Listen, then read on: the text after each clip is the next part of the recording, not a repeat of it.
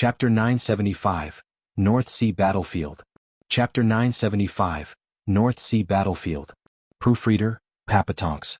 Sword King Feiyun, a bird told me you have the soaring sword. Where is it now? With the mobilizing plant established, Bailey Yuqian went on to more important things and of great personal interest.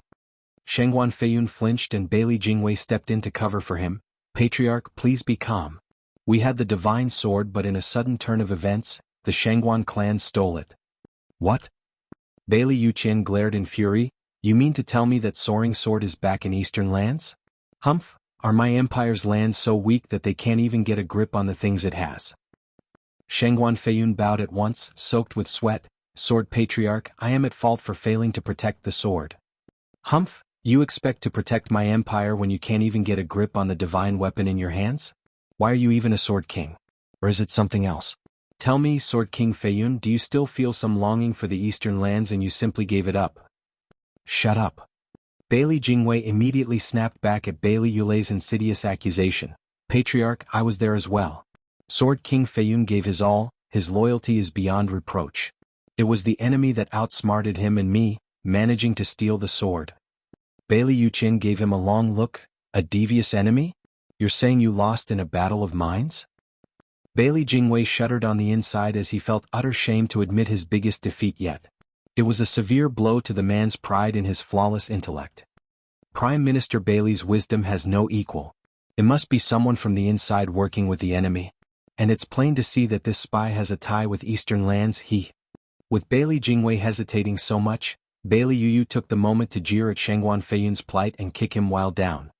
Bailey Jingwei gnashed his teeth and bowed as he came clean. Patriarch, it has nothing to do with Sword King Feiyun. It's all my fault for losing the divine sword from his ploy. I take full responsibility for my actions. Sword King Feiyun has only followed my advice the entire time. He never failed his duty. Jingwei, you're a cunning man who has his sights on the end goal. I believe you. Bailey Yuqian nodded, but then his visage darkened as bloodthirst shone in his eyes. But you all know that I only care about Dao and my pursuit of it. The only reason I formed this empire is to make it easier for me to get closer. And where do I find it? In the divine swords. I've completed my inspection of the central area's sundering sword and it won't bring me any new insight. For this reason I am in need to find the other four lands' divine swords and understand their design, so that I may one day break the heavens and reach higher. I went as far as waging war with them all for the swords. Central area wouldn't care about them as long as they sent them over. But they refused me and fought me. Now that I came out and heard that the Sword King Feiyun has brought with him the soaring sword to the central area, I couldn't be happier. But in only a few days you lost it as well? Are you trying to toy with my feelings? Bailey Jingwei and Shengguan Feiyun gave a frightened bow as they declared, Never. I know you wouldn't, but maybe you didn't care enough? Glaring at them, Bailey Yuqian's only interest on this wide green earth were those divine swords. The only reason the strongest man in the world did not immediately use violence to curb his rage on these disappointing men was because they were too important. Understanding his anger, Bailey Jingwei shook like a leaf. Dan Qingxin stepped in and bowed as he took their side. Sword Patriarch, Prime Minister has fallen to the enemy's cunning ploy and lost the divine sword, but he has been vanquished, no longer plaguing our empire. What does it matter? The sword's still taken. Bailey Yuqian rumbled. Bailey Jingwei scrunched up his nerve to risk it, saying, Patriarch, I've been useless and the thief escaped. I did not succeed in bringing him to justice. What? Shengguan Feiyun's shock echoed around before even Bailey Yuqian got to say anything. Prime Minister, didn't Brother Dan and the kid? Why are you saying he escaped? Bailey Jingwei spoke with great pain to his pride. I thought so as well, but the one who sold the demon spirit stones to the Serene Shores trading was a man with a child on his back, matching his description. Furthermore, Murong Shui saw him as well and confirmed how he announced himself as Gu Yifan. That's not possible. Shengguan Feiyun gasped in disbelief. How can a dead guy reappear in the central area and in just 3 days cause a mess of the imperial capital by killing almost half of its officials? Is it some vengeful ghost? Bailey Jingwei sighed. If only it were that. I fear he pulled a great escape from right under my eyes and enacted an even crueler ploy. He's too shrewd, my first time encountering such a vile and calculating mind. Bailey Jingwei looked filled with regret. Bailey Yuqian watched them talk and sighed. In other words, you don't even know if he's dead and that he disappeared from under you after having his fun with you? Yes, Patriarch. Bailey Jingwei sighed and lowered his head. Ever since he found out Zhuo Fan was still drawing breath, he felt crushed, his confidence gone. He felt humiliated how the enemy just waltzed around and did his thing to ruin the place under his governance. Bailey Yuqian nodded and spoke, Jingwei, I have noticed your talent in deeper thinking, the best in your field, at the top of your game. First hearing about this matter, I thought it was due to gross negligence, only to see it for the truth. You did your best but met your true adversary. This is good. I ask for Patriarch's punishment. No, your failure is the greatest punishment for you. You're not the wisest after all. Bailey Yuqian grinned, a man who only knew success will be excited at meeting his match, only to feel crushed in the end, having lost his confidence as being the best. It is the greatest blow to any man of great talent, that to his pride. There's no need to punish you, not when you're already punishing yourself. Bailey Jingwei shook and gnashed his teeth in shame. Bailey Yuqian continued, you should thank the heavens for giving you an opponent. If you were like me, undefeated all your life and only looking at the heavens and dismissing anything around you, you'll come to understand the meaning of loneliness. Such excellence will always be accompanied by solitude. Maybe it's heaven's punishment for me, for I'm too strong. Show off. Everyone's faces twitched at Invincible Sword's overblown hubris. No matter how I hear it, it sounds like you're tooting your horn. We get it, you're at the top of the world compared to us in martial arts, but could you keep it down a little? You're seriously asking for it. Then again, no one will try and give it to you either. At the very least, make a bit of effort and think of our feelings, please? The 9 Sword Kings were men of status and pride, though now cut to the quick by this guy's bragging. Sighing, they shook their heads, feeling like ants in front of such a monster. However, they would never let their hearts speak, ever. Bailey Jingwei bowed, convinced, I shall take Patriarch's advice to heart and will strive to fight him next time and win.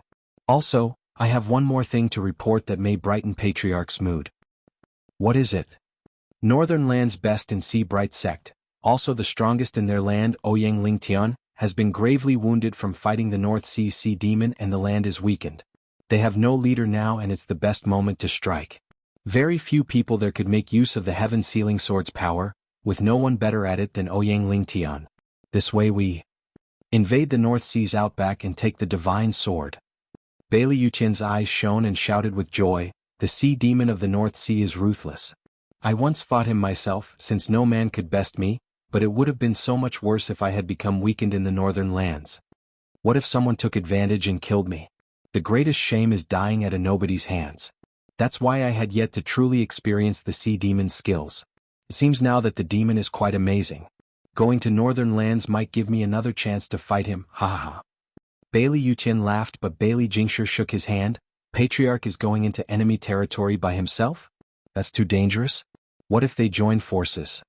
No matter, because they'll never get the chance, humph. Bailey Jingwei was practically basking in victory by now. This way, in our war with the 4 lands, the main battlefield will be on the northern lands. It also happens that Shangguan clan took the sword northbound. We'll snatch that one as well. Chapter 976, Devil Mountain again. Chapter 976, Devil Mountain again. Proofreader, Papatonks. Senior Uncle, did something happen lately? Why are so many experts of our sects going for Double Dragon Manor? Isn't it obvious?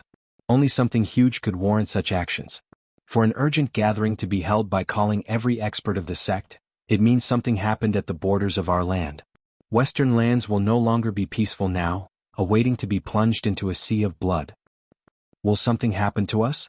With us being the head of the superior 3 sects, Ultimate Clarity sect, we would be standing right in front of it. Humph, what does a disciple know? We may be somewhat known in the Western lands, but we're nothing beyond it to the other lands. Once disaster strikes, the bigger the sect, the higher the body count. It's all up to the heavens above now. That cruel? On a clear sky, with the sun's twilight glow basking unimpeded on the tranquil land, and the murmur of creeks teasing one's hearing, a man and a youth were hovering in the air with a constant frown, investigating the disaster about to follow. The two sighed.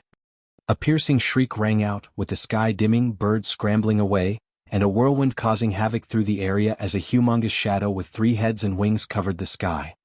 The sudden huge surge of power sent all the beasts shivering in their dens, prostrating before it like its eternal servants.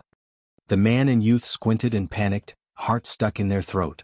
The youth felt so much dread he was about to wet himself, clutching tight to his only lifeline, the man, and crying for his life.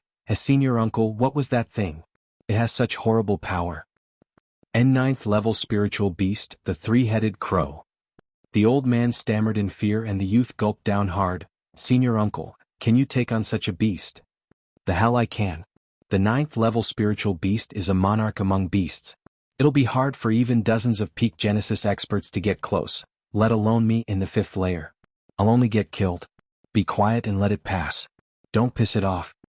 Wiping the sweat off his brow, the old man grabbed the youth's hand, not budging an inch, afraid the slightest movement might irk the shadow passing over and turn them into fertilizer. But then the humongous beast stopped on top of them, leaving a gust of strong winds to seep into their very bones. Gulping loudly, the youth looked devastated and saw the old man shivering. Senior uncle, why did it stop? Did it find us? Will it eat us alive? Stop panicking. Maybe it's taking a rest. Yes, that's it. The old man's face twitched. A ninth level spiritual beast is a king and never needs to hunt, having the spiritual beasts under it feeding it. Something's off about this ninth level spiritual beast, coming out in broad daylight. Did something happen that caught its attention? Anyway, we should be fine as long as we don't disturb it. Senior uncle, is this why the Double Dragon Manor has called for a land-wide meeting? I hope not, or not even 100 peak Genesis experts will be enough to be considered this thing's appetizer. The old man's face shook at the youth's wild guess. Beast and man are quite harmonious. Just why do we have to go out killing each other? Love, that's what the world is missing. I second that. I hope the big bird will also have senior uncle's capacity for love. The youth bobbed his head in fear. Beneath the humongous shadow, one man and one youth stood frozen from fear, only staring at the thing above with ardent wishes that it would just go away. Though time showed it had no such plans to cater to their whims, with a cold voice coming from up above, "Are you two from Ultimate Clarity Sect?" It can talk. The youth gasped. Senior uncle, can a spiritual beast at the ninth level gain human speech? The old man was quite perplexed. Such high-level beasts are a rarity. It's unclear if they do speak, but then again, I never heard any rumors about spiritual beasts that could. Hey you, it's not the spiritual beast talking but me. The voice sounded again, this time clearly from somewhere on its back. A tiny dot popped from the middle head of the bird, looking faintly human in shape. Could you please tell me if you're from Ultimate Clarity Sect or not? The two were floored, their mouths twitching and too shocked to reply. There's someone riding a ninth level spiritual beast. What kind of ungodly expert could restrain such a mighty beast? It alone can take on dozens of Genesis experts, a literal king of beasts. The two were out of it for ages, making the guy up top have a wry smile at their shock. If you keep silent any longer, I'll take you for corpses, and have my spiritual beast eat you. No, please don't do that, sir. We are from Ultimate Clarity Sect indeed. How may we help you, sir? The two waved frantically at him to stop, scared out of their minds while sweating buckets. The man continued, could you tell me if this is Ultimate Clarity Sect's domain, or do I still have ways to go? Why are you going there? The old man craned his head up with a shuddering heart. Has my sect done something to you, sir? Why would you bring such a ferocious beast to Ultimate Clarity Sect? The man laughed. That's not it, I have nothing against your sect. On the contrary, having some friends instead like Yi Lin, Wu Qingqiu and more. You know them? This spiritual beast is only my ride. But if you guys don't tell me, then something is brewing here and I'll have to dispense with the pleasantries. First have you for snacks, then destroy your sect, and lastly... Wait, sir. Please calm down. We'll tell you. The old man was scared to death as he hurried to cup his hands. To be honest, we are on our way there, but it will take 10 days with my speed to reach the sect. While with Sir's spiritual beast's uncanny speed. An hour will do. One of the crow's heads turned to its middle head and said, Sir, let us go on. The sun's twilight rays shone the back of the three-headed crow and revealed the face of its passenger. Looking at young Sanzi next to him, Zhuofan nodded and said, Thank you. I have once been to your great sect, but it has been a short event and I have forgotten the way since then. Let us meet again someday, haha. Zhuofan signaled and the crow flapped its wings. It really talks. The youth pointed a shivering finger at the beast with a gaping mouth.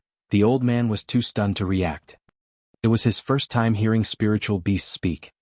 Zhuofan chuckled on the bird's back, shouting, Yep, that last part wasn't me but the spiritual beast, ha. Wait, sir. Would it be possible to tell the two of us of your noble reason for visiting our sect? The old man cupped his hands again and stopped Zhuofan from leaving. Well, he did show me the way and has no clue who I am.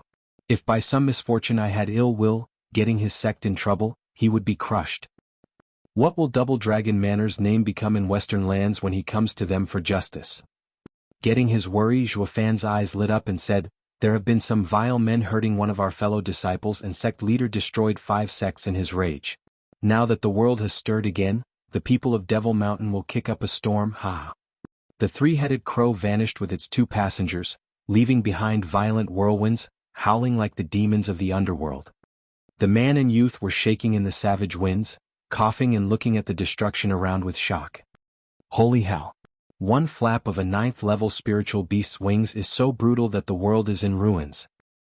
Looking at the devastation, it looked like the end of days as the youth stared dumbfounded and muttered.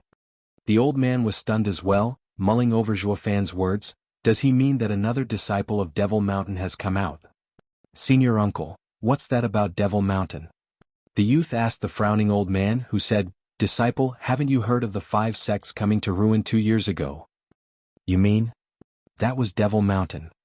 With a shaking brow, the old man sighed. Because of the fights between the sects, a prominent disciple fell victim. No one knew he was actually part of the mysterious sect, Devil Mountain. Thus, the sect master, Overlord 9 Serenities, came himself to avenge his death by purging 5 sects and left behind his ungodly power that shook the land. Not even Double Dragon Manor could offend him. Yet after only 2 years, this mystery sect has now appeared again, sending its disciple into the world. And he actually rode a 9th-level spiritual beast. They have learned their lesson, I see. As for us, this embodies ill news and turmoil. The youth was overwhelmed as he nodded out of reflex. A 9th-level spiritual beast is quite flashy. Devil Mountain is like a tyrant, but where is it? I'd like to be their disciple? What did you say? Nothing, just thinking out loud, haha. Chapter 977, A Shrew's Pep Talk. Chapter 977, A Shrew's Pep Talk. Proofreader, Papatonks. Oh. There was this space where golden flames licked every inch, with heat turned so high you'd bake, and the constant crackling sounded as if the earth itself was cooked. Bolts of purple lightning flashed all around, briefly interrupted by the appearance of a 100-meter large bird. It released violent flashes at the dangerous golden flames, erasing them in a terrifying explosion. But as the golden flames around vanished, what stood in their place was a 300-meter dragon, towering like a mountain with its huge eyes showing pride. Whoosh! The purple bird landed, then it turned into a 7-year-old girl, looking curiously at the large creature. Dragon Ancestor, is today's training over? That was fast. Haha, it is, since we have guests. The dragon's rumbling laughter sounded, then one sharp talon swept the air. The air ripped and showed a bright sun on the other side and a mild wind rustling the trees around a creek, but also a very familiar man. He entered into this space and smiled. Dragon Ancestor sure is amazing. I just came and you already noticed. Father. The adorable girl lit up and jumped in the man's arms joyfully. The man staggered but hugged the girl back with laughter. Xiaoer, it's been so long. I see you had been doing great in here. Father, did you come for me? Xiaoer's eyes sparkled with childish hope. Zhuofan rubbed her head with sorrow, shaking his head. It's not up to me when you can leave. Dragon Ancestor has the last say. He will let you go once he believes you have the strength to hold your own in the big world outside. Dragon Ancestor, can I go with Father? I've learned all you've taught me. Xiaoer swished her head around to the huge dragon with a puppy look. These 2 years away from Zhuofan had been like ages to her, and she had missed her father dearly. Dragon Ancestor stared hard at Zhuofan instead. Kid, it can't be you came all this way just to catch up. What happened? Dragon Ancestor is amazing yet again. I just can't hide anything from your discerning eye. Zhuofan showed a trace of sorrow, then he flicked his hand and young Sanzi's feeble body appeared. Xiaoer saw Gu Santong so weary and cried, What happened to brother? Qilin? Dragon Ancestor saw young Sanzi for the first time, but one look was enough to recognize his origins. Tell me what happened. Zhuofan sighed and nodded with a heavy look as he retold the events he went through the last couple of years, finishing with, I didn't know the sacred weapons had such power over sacred beasts. It's my mistake. Now that I know where Heaven Sealing Cao is, Kunping said that with you two seal on young Sanzi's soul and body, It will keep him stable until I find CAO to save him. Oh, Kunping isn't wrong about that. Heaven Sealing CAO can handle this. Dragon Ancestor nodded and his eyes shone. His huge claw shot forth and golden flames fell on young Sanzi's body like stars, on his main acupoints. Dragon Ancestor placed the claw over young Sanzi and let the golden flames cover him, letting its power seep into him. Young Sanzi began to show a golden glow this time, covering him completely, and the child's cheeks looked a healthier pink. Dragon Ancestor sighed, the little Qilin will be fine for a while. Take him to CAO, but you need to exercise extreme caution around that guy. He hates humans with a passion. When you do finally meet him, you won't even get the chance to speak before the old bastard would splatter you. The young Qilin will be left for dead and you'll become a bloody stain under his palm. He's still wild and can't speak. No, he just doesn't trust human words. Dragon Ancestor sighed. He lost one of his eyes to a human and healing it proved difficult. This is why he sees humans as bitter enemies, making him go mad. Zhuofan's eyes shook. A human took his eye? Who? Sword Sovereign. Dragon Ancestor let out a long sigh. You must be fast to explain your purpose, or maybe just throw little Qilin over without even talking. I don't think you'll even have time to get even one word out before you become his meal. Zhuofan was stunned and gave a hard nod with a grim look. Sacred beasts were the strongest in this world, needing but an instant to kill anyone even if sealed in the mortal domain. With CAO killing any human he saw, talking would be pointless. It dawned on him just how risky his search had now become. Xiaoer picked up on the dangers around this task and said, Dragon Ancestor, then I can just go with Father and help him. Don't argue. It's too dangerous this time. Anything could happen going against a crazed sacred beast. Young Sanzi is bad enough, I can't have you hurt as well. Zhuofan refused on the spot. Dragon Ancestor actually took Xiaoer's side. This time she can go, maybe she can really help you in this. She is a fledgling sacred beast and that old CAO might give you some time on account of her, enough to state your purpose.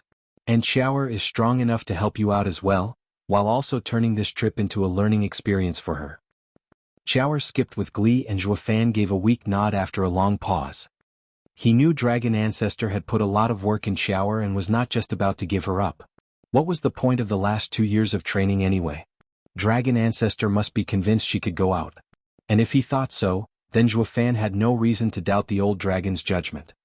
Zhuofan reached out his hand, his tone as earnest as he knew how. Senior Dragon Ancestor, this is a serious matter. Could you spare some assistance for this noble cause? What's with you? Could you possibly give me, say, 10 more dragon breath pills? Blinking his big purdy eyes, Zhuofan begged without qualms, facing that lunatic, I'll need further assistance. Facing a sacred beast without Dragon Ancestor's much-needed support will wring my little life dry from these feeble bones. I ask Dragon Ancestor to think of the end goal and give me all the help you can. If not 10, 5 will do just as fine. Dragon Ancestor's big eye twitched, giving a wry smile. Kid, funny you should mention the end goal, when you used one of my dragon breath pill on that nobody sect in the mortal domain. Did you forget how each of them is an all-out attack from me? With me stuck in the mortal domain and unable to recover my energy, you think I can pop out dragon breath pills like candy? Those 3 were the limit of my reserves. Yet you rotten good for nothing actually. Oh fine, I get it. Zhuofan gave a dismissive wave and grinned. I know you're stuck here, but think of young Sanzi's future. Is Senior that cold to the child's fate? And even if you are, you should at least value him for being on the Sacred Beast team in the final battle. He's clearly a valuable asset. Are you just going to let him pass on? Humph, Kunping is so treacherous, aware of the danger CAO posed but never mentioned it. Yet even so, he still had a 9th-level spiritual beast come with me to help on this journey. While you go on and on about how he sold you guys out, but won't that make you worse than him since you aren't giving one measly help? Zhuofan gave him a scornful look, making the Dragon Ancestor snap at him in annoyance. You say I'm worse than him? Humph, so he got the All-Beast mountain range yet only sent some 9th-level spiritual beast? In here, I'm the only one left or I would have had an army go with you. Bragging much? Actions speak louder than words. Zhuofan taunted. Groaning inside, Dragon Ancestor gnashed his fangs and spewed out 10 golden balls the size of a hand. He then started wheezing, Kid, don't ever say I didn't help you. These small dragon breath pills are all that's left and you'll have to make do. They can't handle the old monster but you can still use them to clear your path. This is all I can do to help, Humph. Chapter 978, Full Support. Chapter 978, Full Support. Proofreader, Papatonks. Thank you so much, Dragon Ancestor. I've gone overboard just now. Looking at those now weary eyes, Zhuofan expressed his gratitude and turned to Qiaoer. Take the 10 small dragon breath pills and take care of yourself. Zhuofan placed young Sanzi in his ring and walked for the exit. Qiaoer bobbed her cute head and placed the golden fireballs in her own ring before following after her dad. Dragon Ancestor shook as he watched Zhuofan's smug figure. The kid cheated me out of those 10 dragon breath pills, though not for himself but for Qiaoer. What happened to the little Qilin has served as a hard lesson. He really does see those beasts as his son and daughter. A human? Cao, did you ever think that a human would care so much for a spiritual beast? Ack. Zhuofan suddenly felt his left eye flicker with a black thunder flame and held it in pain as it bled. Father, what's wrong? Qiaoer cried in concern.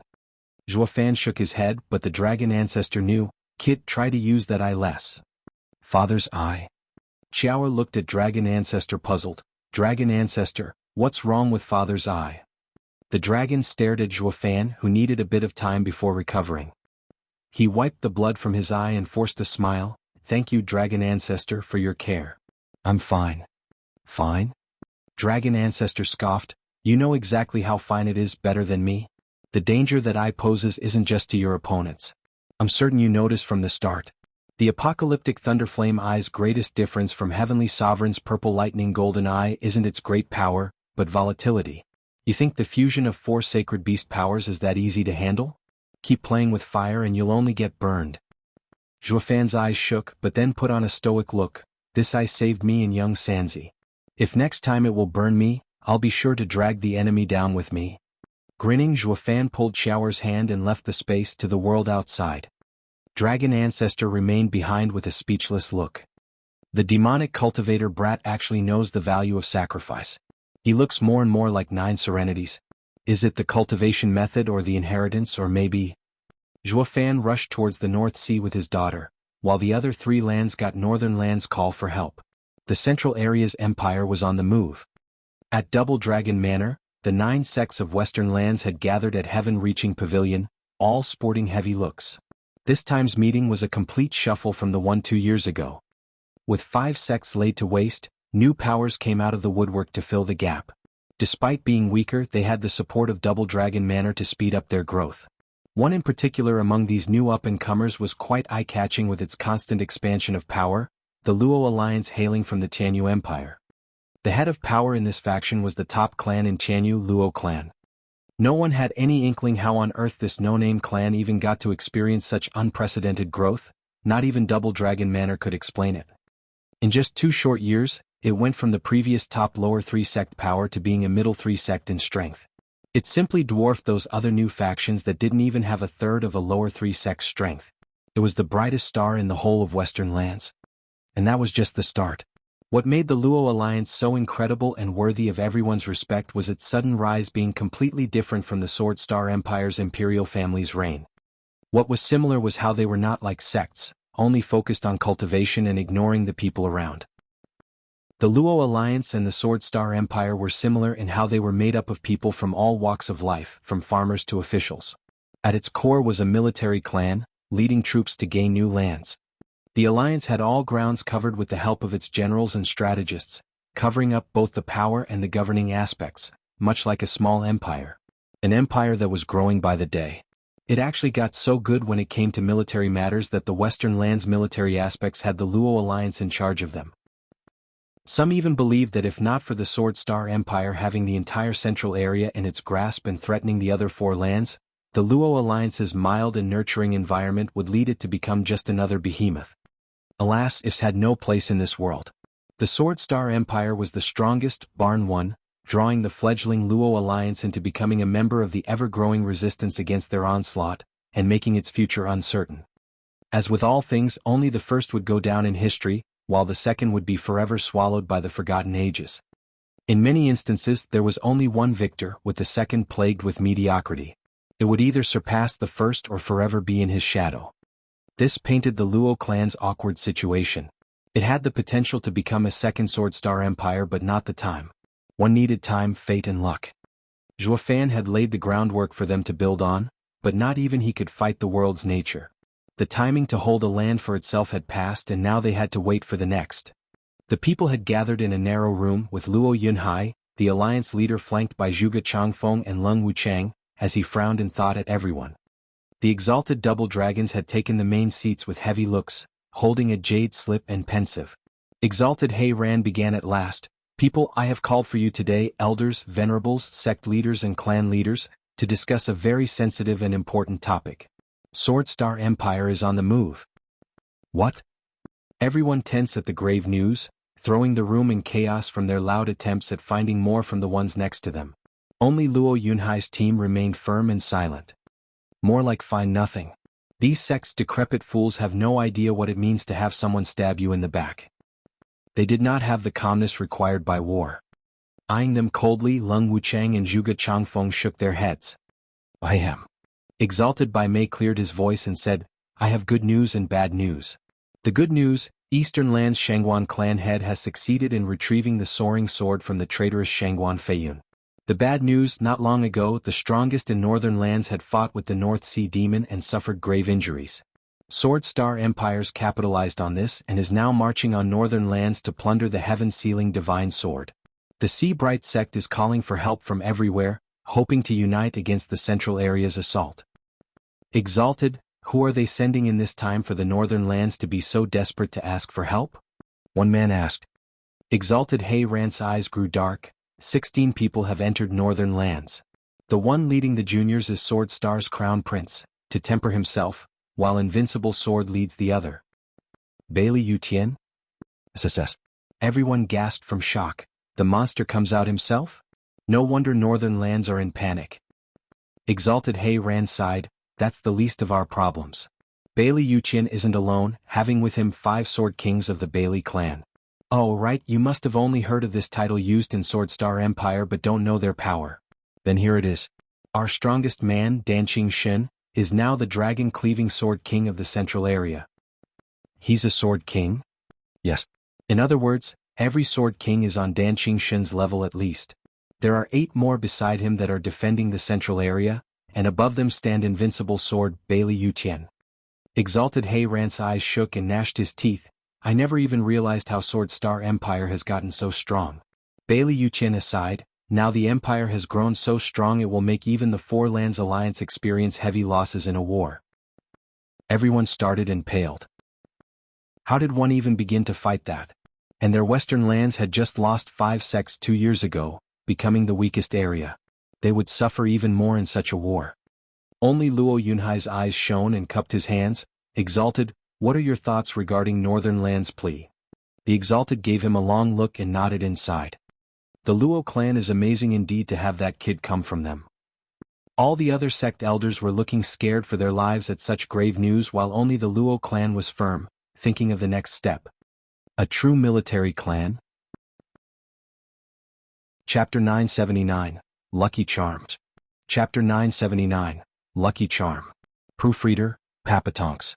Luo clan head, after we finish the meeting, us two will take half of Double Dragon Manor's experts along with Yi Lin and the other outstanding disciples, to help Northern Lands and stop Invincible Sword's savage power from lighting the whole area on fire.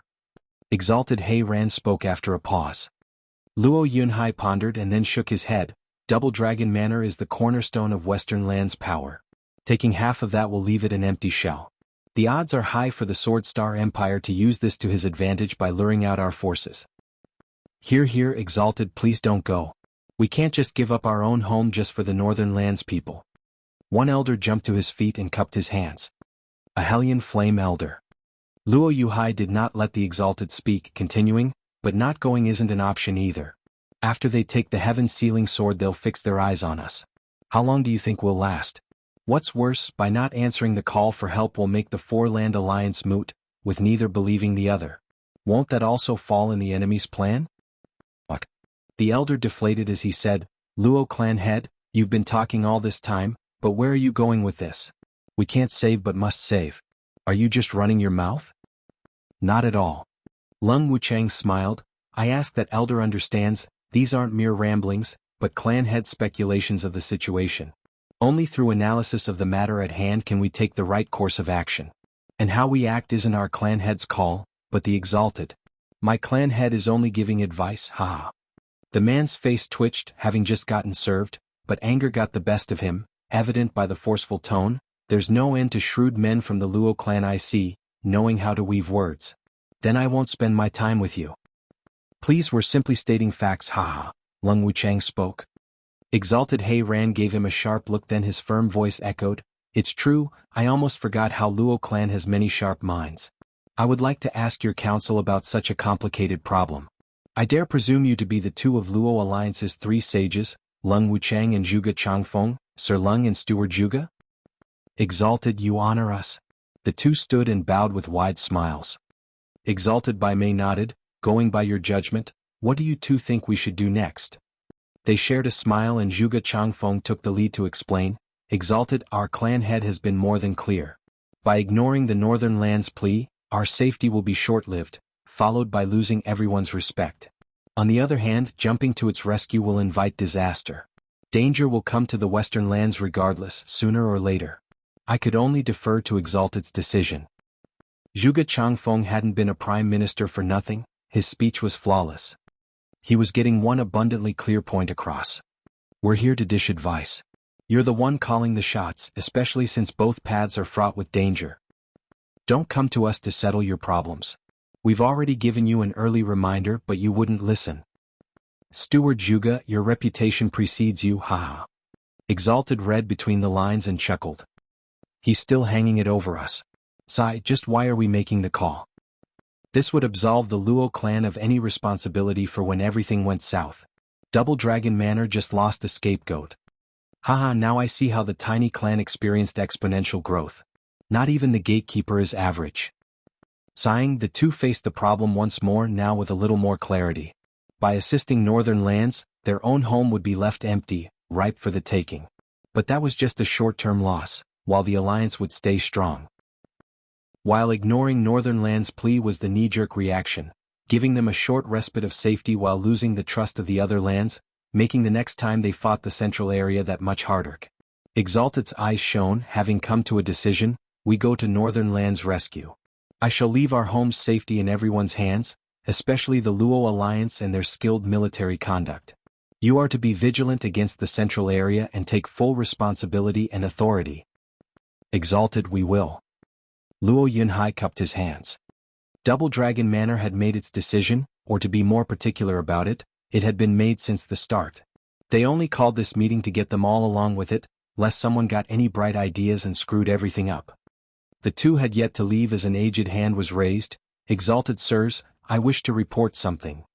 What? Exalted He Ran spoke, your ultimate clarity sect's elder Su, right?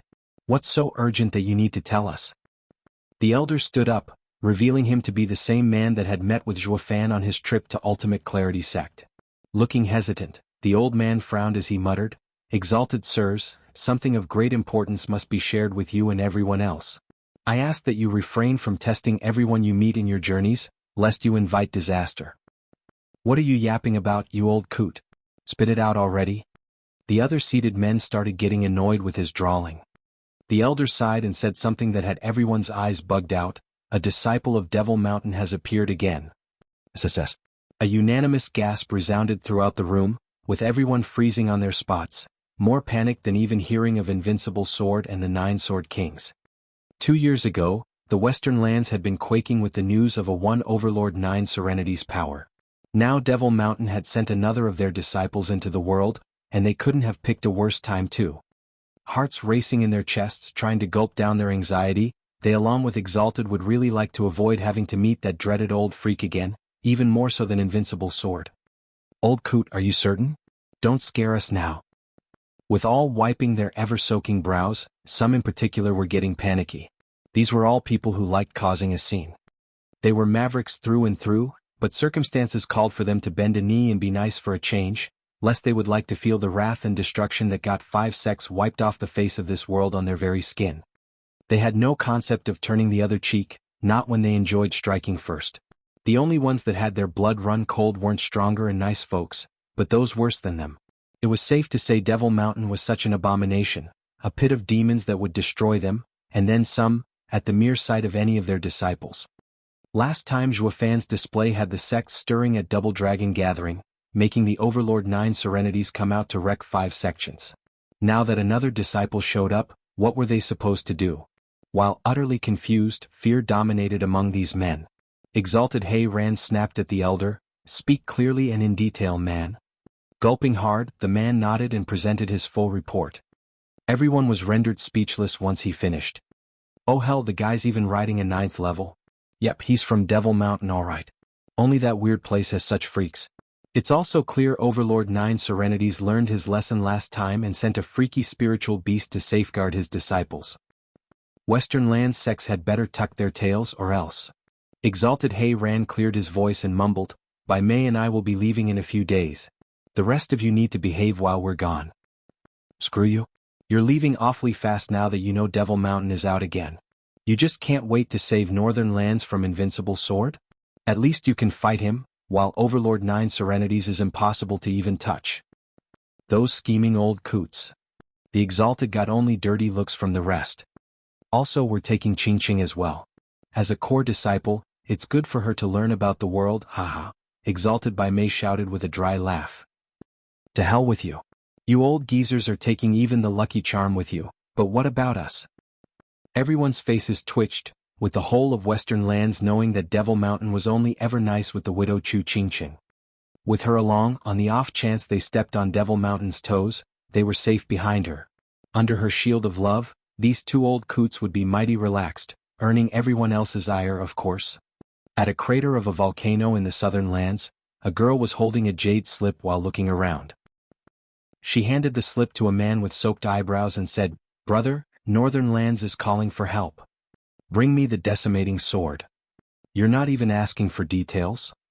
Our 4 Lands alliance is a promise set in stone. There's no need to doubt it." The large man spoke calmly as he left.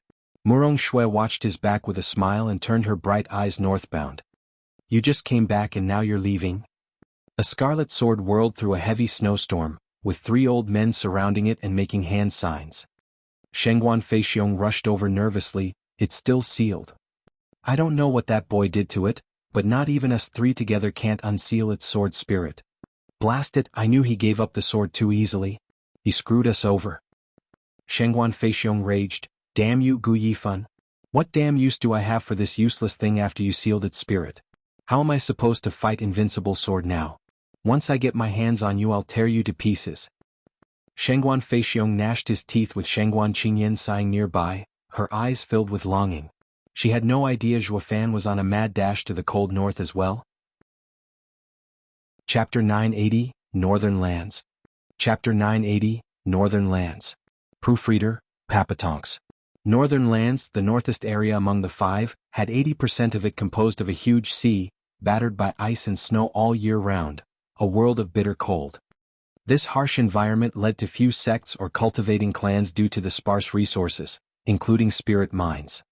What this land had that no other did, however, was the wondrous and many miraculous ingredients found behind those savage waves. This made it all the worthwhile for humans to consider this harsh region their home, filled with the prospects of unearthing the sea's next great miracle.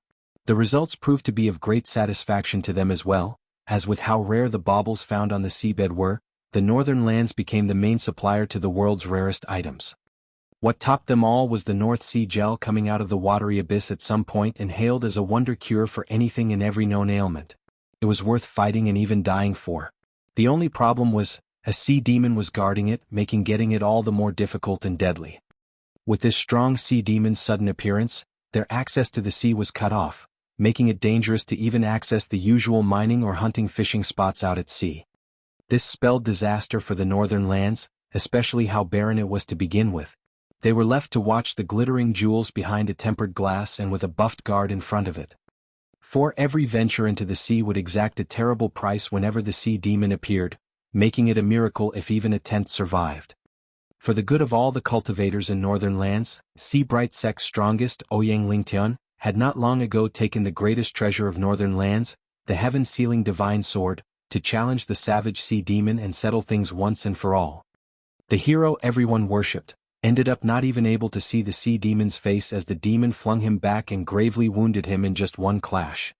The people were already rejoicing about their returned access to wealth, but then left dumbstruck at the outcome. The sea demon was beyond anyone's comprehension, even dispensing with the strongest of the northern lands like one does a child. The sea demon didn't even have to come out of the mist, taunting and ridiculing the insignificance of humans. Everyone paled at its words, suddenly losing all interest in the sea's riches. Sadly, when it rains it pours. No one knew who the bastard was that leaked how their strongest man got hurt, but Central Area's Sword Star Empire heard it loud and clear, rejoicing by sending their own men over to steal their sword as thanks in the form of a team led personally by none other than Invincible Sword. This news sent the whole land into panic and fear. They didn't even have the chance to prepare, as 3 months ago, Invincible Sword's team mowed down any resistance and marched deep into the northern land's hinterlands. The people were now desperate as the strongest and most ruthless man in the world had barged into the heart of their home, his cold blade hanging dangerously close to their heads. The entire northern lands was in a state of constant anxiety for another 3 months from the real danger Invincible Sword's team posed. Yet the strongest man did nothing outrageous and seemed to have vanished. The unknown was far scarier now, since they did not know where he could be hiding in their own home no less, ready to pounce on them when they least expected. It fell upon the cold and bitter land as another layer of ice to add to the people's misery, making them shiver without stop. This, however, proved to be of no concern to a certain someone, not one bit. Oh. Zhuofan's breath steamed as he smiled. Qiaoer, we're finally in northern lands. Now we just have to get to the North Sea shore. I wonder how far it is. But father, why couldn't we just keep riding that big bird? It's going to take ages to reach the shore now. He was holding the hand of a 7-year-old adorable girl, though she was frowning at him. Zhuofan sighed, Qiaoer, you don't know human nature. Northern lands are now wound tighter than a violin, scared of their own shadow. Fear can lead to insanity, and riding the 3-headed crow would be too eye-catching, painting a target on our backs. We have no chance fighting an angry mob on our tail and would only delay our journey. Remember this well, discretion is the better side of valor.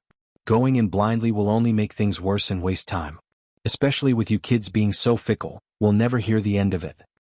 Qiaoer's brow shook, her confused gaze never leaving him. Zhuofan shook his head with a chuckle. I must have gotten silly. Young Sanzi has been around humans for so many years, yet even he had yet to grasp the human's way of life. Qiaoer just left the safety of home, so how could she know the intricacies of humanity? One step at a time. Easing a breath, Zhuofan continued to hold a confused Qiaoer as he walked towards the city. Stop. Who are you and what is your purpose in Sea Bright City? They were most unwelcomed by a big guard at the gate, so deadly serious he even let his soul harmony stage aura out. By all accounts, Zhuofan ought to be ignored with his radiant stage cultivation and Qiaoer's power under tight wrap adorned with his demonic treasures. Yet for some reasons these guards were quite earnest in their duties, not leaving anything to chance. Or more like fear drove them up the walls so high they would jump at the slightest rustle. They were all tense that they would see even a bug as a threat in disguise.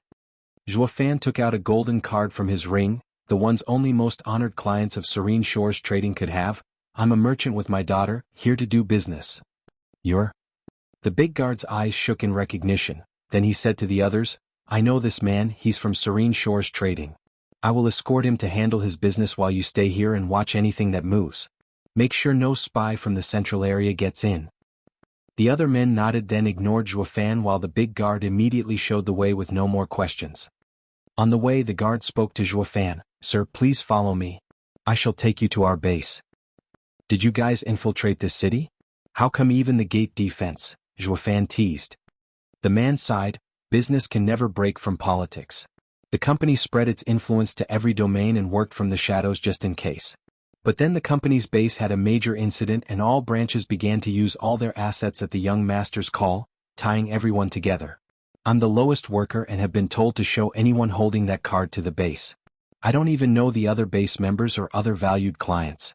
But I'm sure someone will talk to you there. Zhuofan squinted and nodded. Serene Shores Trading's reach really is deep in the 5 lands. Old Wu had been smart, already paving their escape if anything went wrong.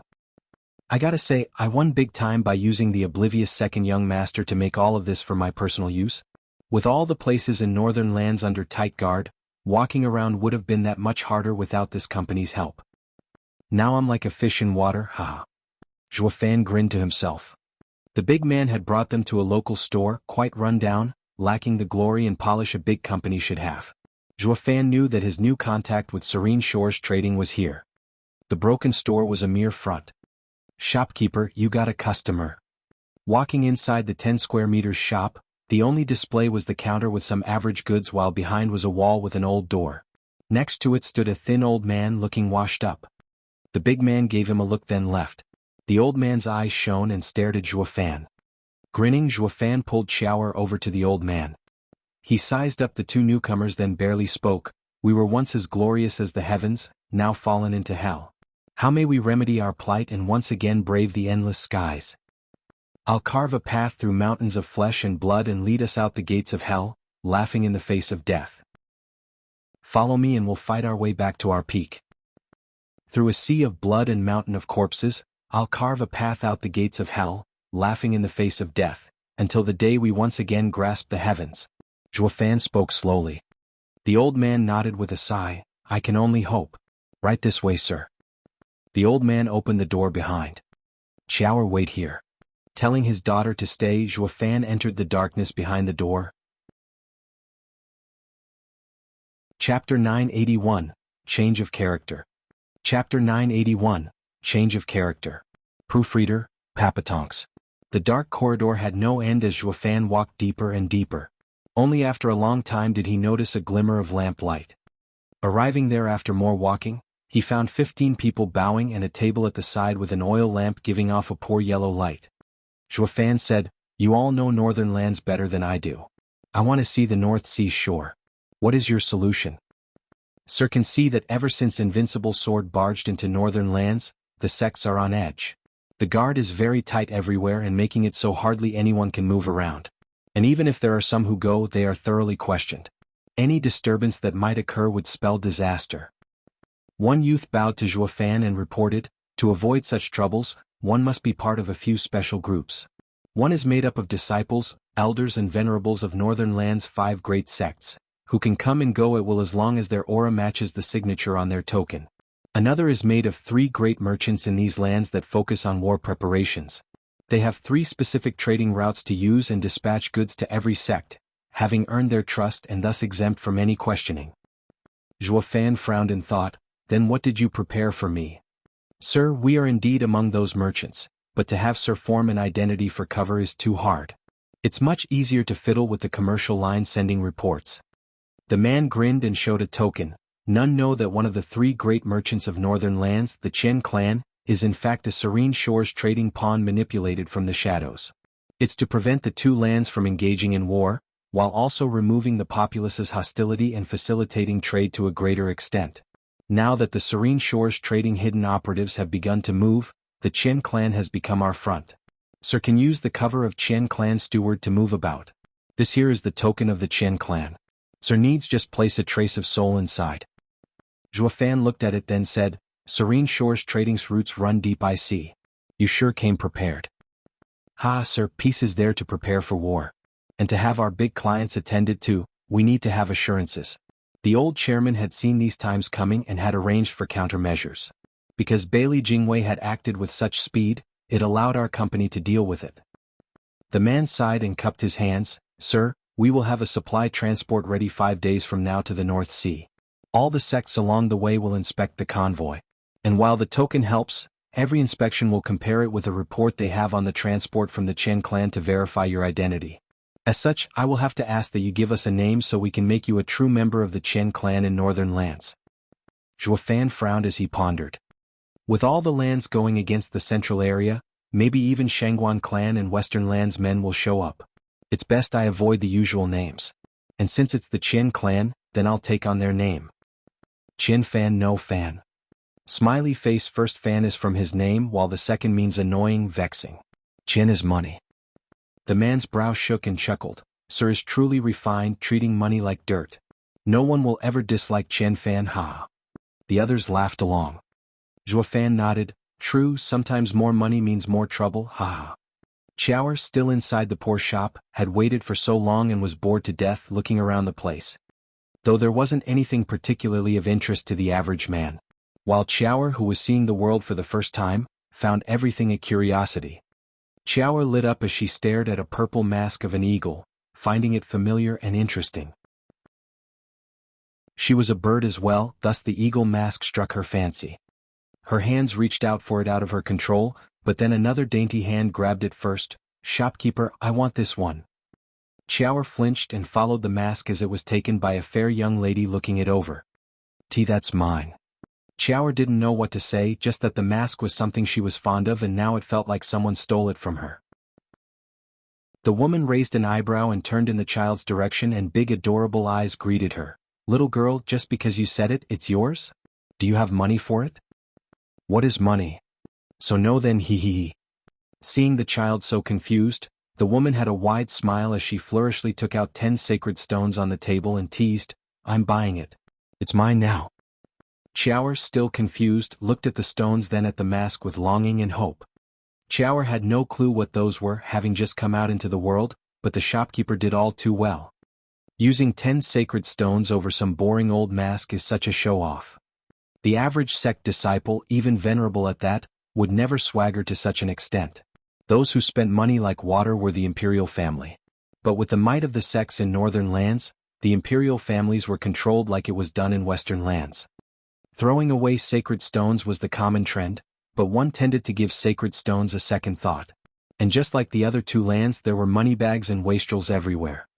But with northern lands on lockdown, who'd be dumb enough to come all the way here to waste their money? As for its 3 allies, their teams had settled on the North Sea shore and certainly not here. That could only mean this person was from the Sword Star Empire. Gnashing his teeth, the old man felt rage having guessed her identity. But then he sighed, letting all the frustration seep out and make way for calmness. "Miss, don't you think it's disgraceful to fight with a child over a simple mask?" "What's it to you? I like fighting, humph." Jutting out her chin, the woman taunted with a raised eyebrow, "I'm paying anyway and it's only natural it's mine. Don't tell me that even 10 sacred stones aren't enough for a measly mask." The old man shook his head and straightened his back. "This mask is made of the plumage of a first-level spiritual beast, scarlet beak eagle, valued at—" "Don't start me with the price. How much could some first-level spiritual beast's feathers be worth anyway?" the woman warned. The old man shook his head. 30 spirit stones. "Miss, 10 sacred stones is beyond excessive." "More for you then. Take it as a reward." The woman huffed and held her head high as she snickered at Chower. "Girlie, I've never lost a fight in my life, he." Chower frowned, wiggled her cute nose and stuck out her lip. It only worked to drive the woman's joy higher, pinching those whittle cheeks. "Little baby, once I'm done with it, I'll give it to you if we ever meet again. If not, oh, why not come with me?" "Miss, are you now a slaver?" the old man mocked. "You're just too pig-headed. Not everything in the world can be done with stubbornness alone just because you want them only to throw them away later when bored. A truly cherished item will never be thrown away. And I don't feel like selling my items to someone who can't even value them. Take back your sacred stones and leave the mask. I'm giving it to the child." The old man put on a cold face as he pushed away the sacred stones. Chower perked up, taking the mask. "This is mine. He gave it to me." The woman was faster in getting to the mask first, as her hand darted ahead of Chower's small hand. She then turned a dark look to the old man with eyes shining with murder. "Money for goods, that's how it's always been. Never has there been anyone who could take stuff from me. Old fool, do you have a death wish?" "Always you say, humph. More like throwing money for something that caught your eye only to throw it away when you find it boring." The old man met her glare and jeered. "I believe if it had a soul it would never choose to go with you, miss. It would rather have nothing to do with the likes of you." The woman's piercing glare never left the old man. "There's something else you're hinting at. Just who are you?" Chapter 982, Frigid Rainsword King. Chapter 982, Frigid Rainsword King. Proofreader, Papatonks. A seller who had his heart broken when master threw him away. The old man lamented, then derided, "Miss, besides buying goods, there's still the matter of will to lead to a smooth trade. I, however, am unwilling to sell it to you no matter how much money you give me. So just leave it and go." The woman's face fell while Chower was getting anxious. "Let me have it. He gave it to me and won't sell it to you." "Yeah, he won't sell it. What a shame. What I want, I buy even if he doesn't want to." With cold bloodthirst shining in her eyes and a sinister smile, she released her power to pin the old man on the wall. The woman's hand oozed sword energy, her tone deadly. "Old fool, I'm no dealer and certainly not here to bargain. I don't care who you are, but you're going to pay for defying me, humph." The woman flicked her hand and a sword flew out. The old man couldn't even blink in the face of such mighty power, stuck there on the wall. He knew this was going to happen from the start, choosing now to welcome the death he knew would come. He had been ever loyal to Serene Shores Trading.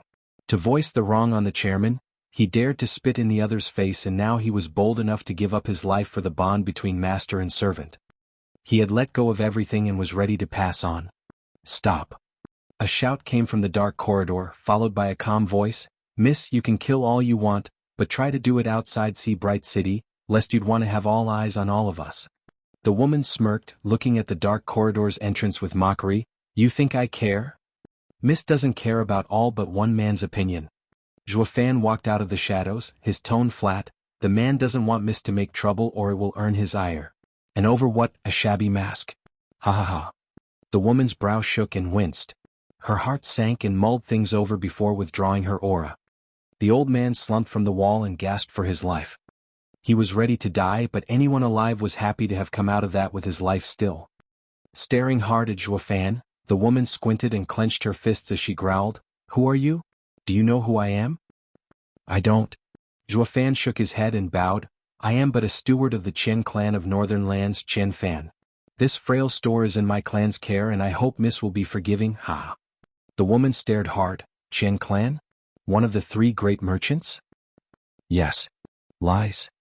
The woman spat. "Merchants only care for money, always weighing gains and losses. You think they'd haggle with me over some rundown shop like this? And by the looks of you and your impassive face, you're not just anyone either to not twitch under my killing intent. There's no way a tiny Chen clan would have someone like you as its steward. Who the hell are you?" Zhuofan gave a slight bow with a wide smile. "Thank you for the praise, Miss. As for who I am, there's no need to ask, just how there's no need for me to ask who Miss is. In short, I'm of no threat to Miss, and if Miss doesn't see me as an enemy, we can each go our own way. There's plenty of road for the both of us to never intersect." "Ha. But you already know who I am." The woman was confused how someone just popped up that had leverage on her. "Who was he? How can I trust you mean no harm to us without declaring who you are?" Zhuofan shrugged. "Do I really know?" "Ah, Miss, you're jumping the gun here. I only feel like Miss shouldn't make a scene, that's all. Miss needn't look into me as well. Being able to tell your identity shows you needn't know any more, that any probing will be fruitless and would only bring more problems than solutions." "Is that a threat? A warning?" With an insufferable grin plastered on his face, Zhuofan's eyes held a sharp glint. "If you'd go to Western Lands, you'd come to realize the world is vast and that there are people above you still. That no one can avoid certain calamities. Caution is always prized in life, lest the slightest mishap might bring it all down. Growing overconfident helps no one." The woman's frown shook, her eyes bewildered. "Western Lands. You're that." The woman gasped and grimaced at the sudden realization. Zhuofan's mouth curled, playing the mystery card. "Miss doesn't need to say it, just know it. It's best we each go our own way and not throw everything into chaos." The woman felt conflicted, but then huffed and left in a rush. "Wait." Zhuofan held out his hand with a smile. "May Miss be so kind as to return my daughter's mask?" Pausing, the woman shot Xiaoer a look, then scoffed. "Your daughter, ha? Someone as average as you actually has such a pretty and adorable daughter? The heavens must be blind." "Haha, there's nothing strange about it. Her mother takes all the credit." "Enough with the smugness. Letting you off is already kind enough on my part. Don't ever think you'll get the stuff that I have my eye on." The woman snorted and refused. Zhuofan said, "Then I don't have a choice. Among practitioners, the more friends, the more options you have. Since Miss insists on making a scene, if anything happens and an investigation starts because of you, that man. You say we should go our own way, but you're clearly butting in our own side. It's not us doing it, but you who is provoking it." Zhuofan's cold stare was fixed on her. "Miss, I am just like you, unable to let go of what catches my eye, even if it's a dime or pin. The same goes for my daughter. What sets us apart, however, is that I have no such thing as the empathy or consciousness holding me back from making trouble over it, unlike Miss here." The woman's face shook and growled as she flicked her hand in rage, throwing the mask at Zhuofan. You haven't heard the last of me. The woman left with that threat hanging as she stormed out the door. Zhuo Fan's creepy grin surfaced as he caught it, giving it to the hopeful and happy Chiaoer by his side. Sir has such valor to talk that witch into giving up. I am in awe. The old man bowed before Zhuo Fan in gratitude. Zhuo Fan smiled. You know who she is. From the central area. The old man's fading eyes shook as he sighed. Intel says mighty experts have invaded northern lands, 10 imperial princes and invincible sword leading 5 sword kings. Among the 9 sword kings, the only woman is frigid rain sword king Bali Yuyu. Zhuo Fan nodded, exactly her. Then how did young master manage to scare her away? Fear of consequences. Zhuo Fan said, she fears one man only, invincible sword Bailey Yutian. They have invaded northern lands yet didn't show themselves because Bailey Yutian demanded it of them to be subtle. All this wait is for the perfect moment to strike. It's safe to say that any disturbance they cause beforehand will earn his wrath. So I figured she was more afraid of him than being pig-headed. That's why I did not fear her at all. The old man mulled his words and nodded. Why then did she return the mask? She could have. Fear again. Zhuo Fan smiled. Bailey Yutian won't take anything short of victory in this operation, but now they have someone butting in their business. Ha. Whoever brought about this disaster is bound to be subjected to Bailey Yutian's rage. But who could hinder them when they have such power? Have you heard of the matters in western lands? Zhuo Fan looked aside at him. Your company's intelligence should know that Bailey Jingwei had men looking into me in western lands and should know of the terrible event. Devil Mountain? Precisely. Zhuo Fan nodded with a glint in his eyes. Devil Mountain is too much of an unknown while showing unprecedented strength. It caused the 9 sword kings and even invincible sword to be weary. Humans fear the unknown, so I hinted I'm from Devil Mountain. The stronger I appear, the weaker they feel. Since she knew next to nothing of me, she feared doing anything that might cause trouble. Maybe Devil Mountain is nothing, but on the off chance that it is, their plan would be foiled, and who would invincible sword take it out on? Haha, that means any that get Devil Mountain's attention is one poor devil. This is one liability she could not afford to have. Chapter 983, I Wish to Meet. Chapter 983, I Wish to Meet. Proofreader, Papatonks. The old man twirled his beard and took his time running his words through his mind before saying to Zhuo Fan, Sir is truly outstanding, such insight into the enemy after one look. I had no idea what second young master saw in Sir to trust you so, but now I do. Second young master's vision is without equal. Haha, there's no need for that. You make it sound like you got me on board. Zhuo Fan emphasized on his leading position in all of this. The old man paused, then nodded. Yes, we are your loyal servants, sir. But I do have one doubt. Does Sir come from that Devil Mountain? Devil Mountain. Zhuo Fan's eyes shook as if from fear, but then he showed a smile as he turned to the hopeful old man. Do you believe there's such a thing in the world? Startled, the old man hesitated before shaking his head. It is because I do not know with how wide the world is that I ask Sir to clarify.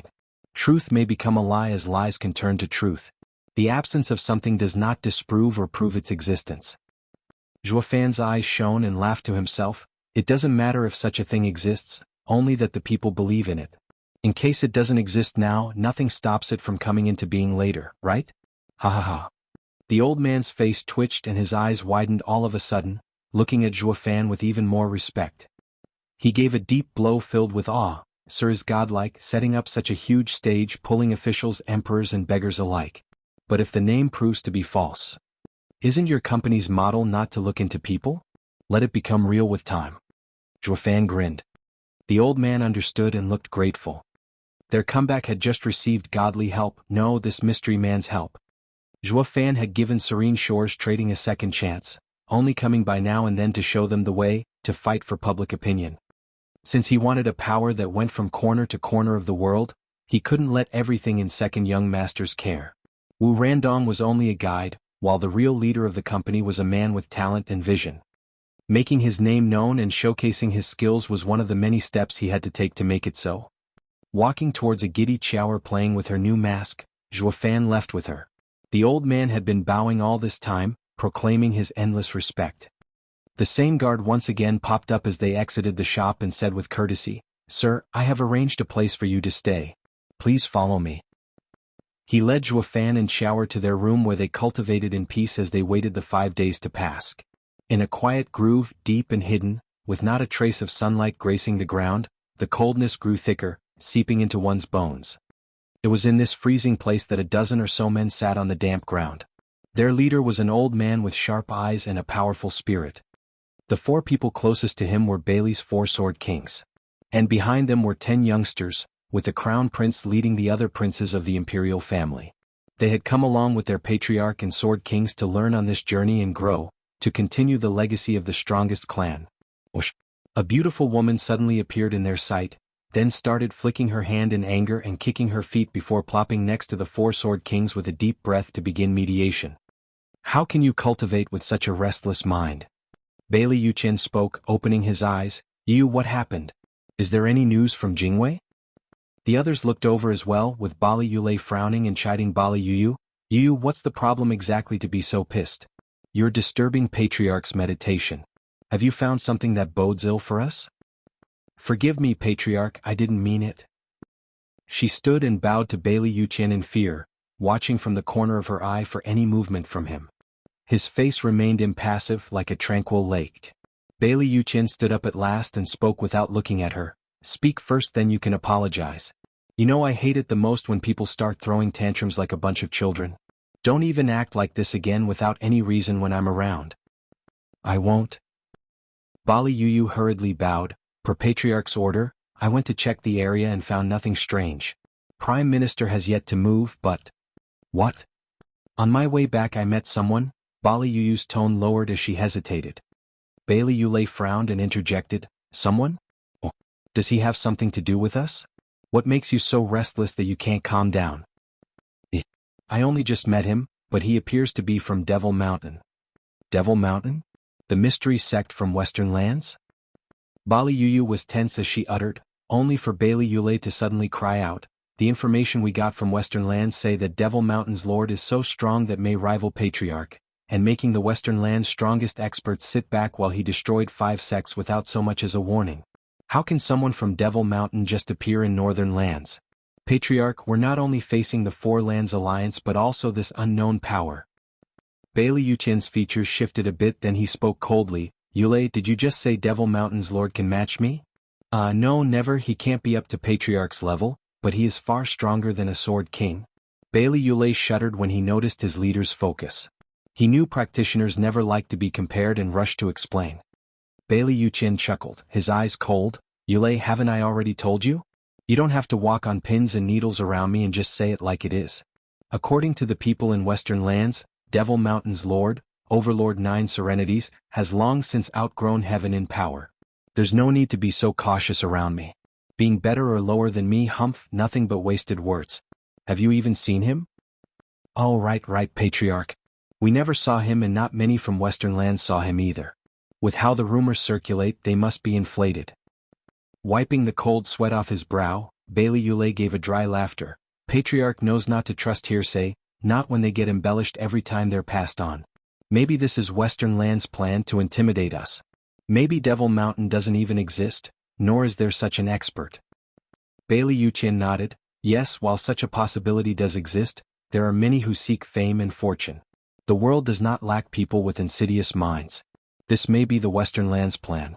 Being subtle about creating Devil Mountain out of nothing to scare me and keep the peace for a moment longer. Patriarch is right. But this man of Devil Mountain really exists. Bailey Yulei praised the old man, but then Bailey Yuchen switched topics. This means that this isn't a scheme, since the crux of this ineffable mystery is being vague and undecipherable. With the coming of a disciple, that can only mean the Devil Mountain exists. I would like to meet him. Patriarch, you want to meet him? Bailey Yulei cried in shock. Bailey Yuchen nodded and his eyes shone. I have never lost once in my long life as cultivator and have been in a bitter search for a worthy opponent. Now that this ephemeral person appeared, I am excited. I hope that before the war starts to see his disciple and test him. That's a good idea, haha. Bailey Yuchen laughed and turned to Bali Yuyu. You, tell me everything about your meeting with me. I need to assess him. Chapter 984. No Holds Barred. Chapter 984. No Holds Barred. Proofreader, Papatonks. Yes, Patriarch. At his orders, Bailey Yuchen bowed at once and recounted everything. Bailey Yuchen squinted. You're a peak Genesis stage expert, even with demonic treasures hiding your true cultivation. But the moment you released your bloodthirst, the kids saw through your strength and your identity. Yet despite all that, a third-layer Radiant stage pup feared you not, using his persuasive words to retreat without even the mask. What a rare spirit he has. Humph, I had to listen to Patriarch's warning or I'd have long since removed his head from his shoulder for you. A loss is a loss, no excuses. Bailey Yu raised her hands in anger, but Bailey Yu Qian snapped at her. That man has skill to grasp your weakness and leverage it. It's you at fault for not hiding it well and lost without a doubt. Accept it and not throw a tantrum at me like a teenager. You're a sword king, so act like one. Bailey Yu's face shook as she took a deep breath and bowed deeply, though the grudge only festered inside her still. Bailey Yu Qian nodded. Yu, tomorrow you'll go spy on the kid and gauge his reaction. I want to see how Devil Mountain's disciple compares to our Bailey clan's disciples. Spy, that's it? Yes. Bailey Yu Qian's eyes flashed, and I'll even allow you to kill this time, no holds barred. Bali Yu lit up in excitement. Thank you so much, Patriarch. Let's see that punk be cocky again. But Bailey Yu Qian barged into her joyous occasion. The only one you're not to target in your killing spree is Devil Mountain's disciple. Bali Yu shuddered. But Patriarch, you first tell me I can kill and now you say not him. Then what? I want to test him, not to kill him. Bailey Yu Qian took a deep breath, regarding the heavens, like master, like disciple. I want to see just how the Devil Mountain's disciple is compared to our clans. Would he still keep a straight face with a mad witch out for blood hot on his heels? Haha, this'll make for a great test. Bali Yu's heart twitched. Patriarch, I thought I'm a sword king, you yourself entitled. How come I'm suddenly a mad witch? Show some respect at least.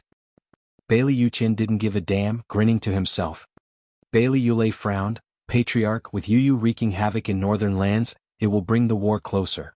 Then Jingwei's deployment. It's fine. Bailey Yu Qian cut him off. Jingwei is the prime minister and values the empire's victory.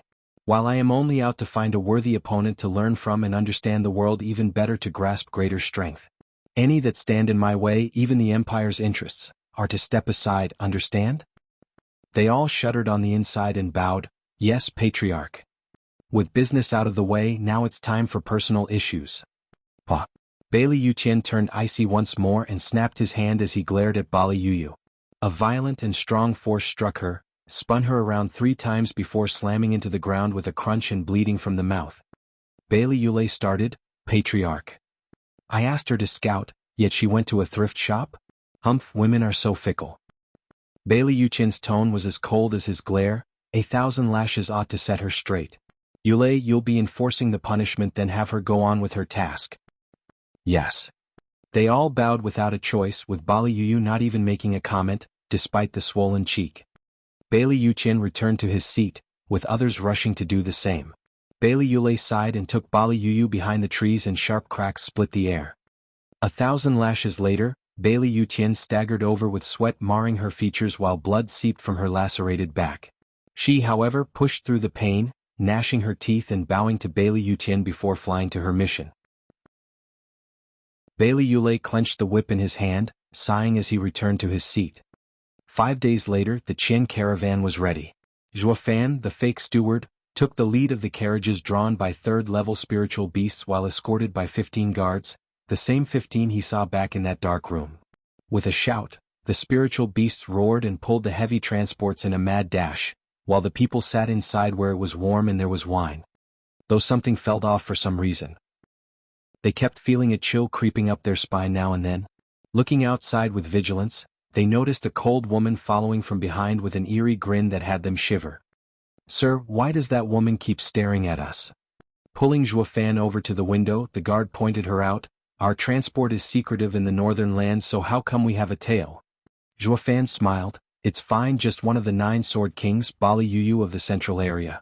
Last time we had a bit of a standoff, so now she just came to scare us. The man almost spat blood from fright. Bali Yu? And it doesn't matter if she's tailing us? Bro, you sure have a big heart. The others' faces twitched as they watched Zhuo Fan with shock. Never in their wildest dreams did they think a sword king was on their tail. What made it worse? The new boss doesn't even care. Is this idiocy or valor? Anyone else would have wet their pants hearing a sword king is onto them. Fan grinned and rubbed Xiao'er's head. Xiao'er giggled, having caught his look, and mocked, "Why are you scared? She'd never touch us anyway, or she'd have done it 5 days ago." Dad got her seething with rage, yet still had her give back my mask. "If not then certainly not now, so relax." "You had an argument with her back then?" Everyone cried out and looked stumped before bowing in respect. "Sir, it's truly amazing to have even a Sword King back off. We are in awe. Now we know why second young master wanted to follow, sir." Fan gave a light wave. "Please, you should be thanking Bailey Yutian. It was he who set her restriction so that the 9 Sword Kings can't move without his say-so." Boom. The sudden explosion coming from behind shook the carriage, rumbled the earth, and scared the spiritual beasts. The 3rd-level spiritual beasts went wild at the sudden noise, bucking and throwing the bindings off it. The carriage began to wobble under Fan and the others' feet and showed signs of toppling soon. They burst outside, and the sudden view had them in shock. Everywhere they looked, the previously snowy and beautiful painting of nature was now scorched black with holes everywhere. Of the 5 carriage, the last one was nowhere to be seen, not even the 5 3rd-level spiritual beasts pulling it. One could only take a wild guess from the blackened earth that they were pulverized in the blast. Everyone's face twitched and the knees softened under them from fright. One turned to Fan and whined, "Sir, didn't you say she wouldn't?" "Yeah, 5 days ago she didn't attack, so why now?" Fan was calm. The old coot had let her loose, it seems. "Humph, but to what extent, that is the question." Chapter 985, Testing. Chapter 985, Testing. Proofreader, Papatonks. Whoosh. A cold figure landed just 100 meters from Fan's group with a cold smirk. Everyone turned to jelly at the sight of this vial, which, staggering backward. Only Fan not just stood his ground but walked closer with an ineffable smile. "Miss, we meet again. How've you been? Good, I hope." "Humph, keep your slick words to yourself." Bali Yu had a crooked grin, mocking, "Kid, didn't you say I wouldn't touch you? Just watch me. I made sure to destroy your goods and kill your men. Now it's your turn, ha ha ha." Bali Yu's cackle chilled the others to the bone, while Fan's smile never faltered, slowly shaking his head as he walked even closer. "Miss, it was I who offended you. The others have nothing to do with this. Why take it out on the innocents instead of me?" "Innocent? Humph, no one around you is innocent." Bali Yu huffed, feeling playful. "Since you care so much about them, I'll leave you for last while I wring the life of every last one of them in front of you. It's your fault they will die, their sin for working with you." Fan sighed. "Do you have to? Involving bystanders in another's disputes is never the way. Here I am, right in front of you, so if you're going to kill someone, kill me. At least I will be the first to die before them." "Humph, not everything goes your way. The more you want to sacrifice yourself and ease your crimes, the more I want to save you for last and let them die in front of you because of you. I'll have regret eat you up inside before I move on to you. This is what you get for pissing me off." Bali Yu growled as she glared at Fan, who kept coming closer. "Weren't you from that place? Weren't you tough? Why can't you even save a few lives?" "It's not that I can't, but that I never considered it." Fan had reached Bali Yu at this point, just a meter between them, as his vague smile grew wider. "Miss, did you hurt your face, perchance? That would just not do for a pretty thing like you, miss. You should be using your Yuan Qi to patch it up and not waste time on something as vapid as reaping lives." Fan reached out, going after Bali Yu's swollen and red cheek. Bali Yu jumped back and shouted, "What do you think you're doing?" "Healing you, miss, since it's too much for you to do it yourself." Fan grinned, his raised hand glowing green and oozing vitality. "Such a scratch means nothing with Miss Cultivation, healed in a blink. But to keep it like this, despite how it looks, I'll have to do it myself so that your leader won't have anything to reproach." Bali Yu growled and her brows shook. "Keep your hand to yourself. This is Patriarch's punishment. Only he gets to decide when this is healed, and certainly not you." "Am I to assume then that it's also your Patriarch who egged you to attack us? Is Patriarch letting you kill now?" Fan smiled. Bali Yu gave a cold smirk. "Damn right, there's nothing holding me back. Your luck has run out." "Did Patriarch have you kill me as well?" Fan shouted. Bali Yu jerked, needing a moment before sporting a sinister smile. "Right again, kid. Just wait till I kill you." "Is that so?" Fan beamed, shaking his head, having gotten his answer. Bali Yu covered it well, but the split second in demeanor change was enough to betray the truth. Bailey Yuqian did tell her to go on a murder spree, but to an extent. The old coot wants to test me, or better yet, test Devil Mountain's disciples and Overlord 9 Serenities. Haha, thanks Devil Mountain, you're finally living up to your fake name by reeling in the strongest in mortal domain. That means that even the 9 Sword Kings will need his explicit approval before touching anyone from Devil Mountain. I must say, the name sure has its uses. Grinning with confidence, Zhuofan's eyes shone with insight. Bali Yuyu, the great and revered Sword King, was overcome by a very bad feeling, one laced with fear. Zhuofan was too much of an unknown that robbed her of all confidence. Bali Yuyu grew enraged, unable to accept his ridiculing smug smile. What are you smiling at? You don't believe I can kill? Oh, I believe all right. You most certainly have it in you to kill me. That's why I'm here before you at your tender mercy. Zhuofan gave a dismissive wave and resumed walking towards Bali Yuyu. They were so close now they could practically touch. Even their breath felt warm on the other despite the cold weather. Bali Yuyu flushed red and jumped back again, putting some distance between them and panicking. Jay, just what are you doing? Coming before Miss, ready to be captured and presenting my neck. Zhuofan raised a taunting eyebrow. Why, does Miss hate it that I completely understand my powerless situation and accept it? Bali Yuyu's lip shook as she saw Zhuofan's bright and insufferable smile with a red face and blank mind. She was a mighty Sword King from the Central Area Sword Star Empire. Anyone and everyone almost would have to scrape and bow at her feet, worship her even. Then how come someone would be so daring and infringing on her personal space with playful smiles? Bali Yuyu lost her mind, pointing at Zhuofan. Stay right there. Don't come any closer. Humph, don't think I'm going to let you off so easily. I'll be sure to torture you and let you have a taste of real horrors as I kill your men one every day. Who knows when your turn will come as you wallow in despair.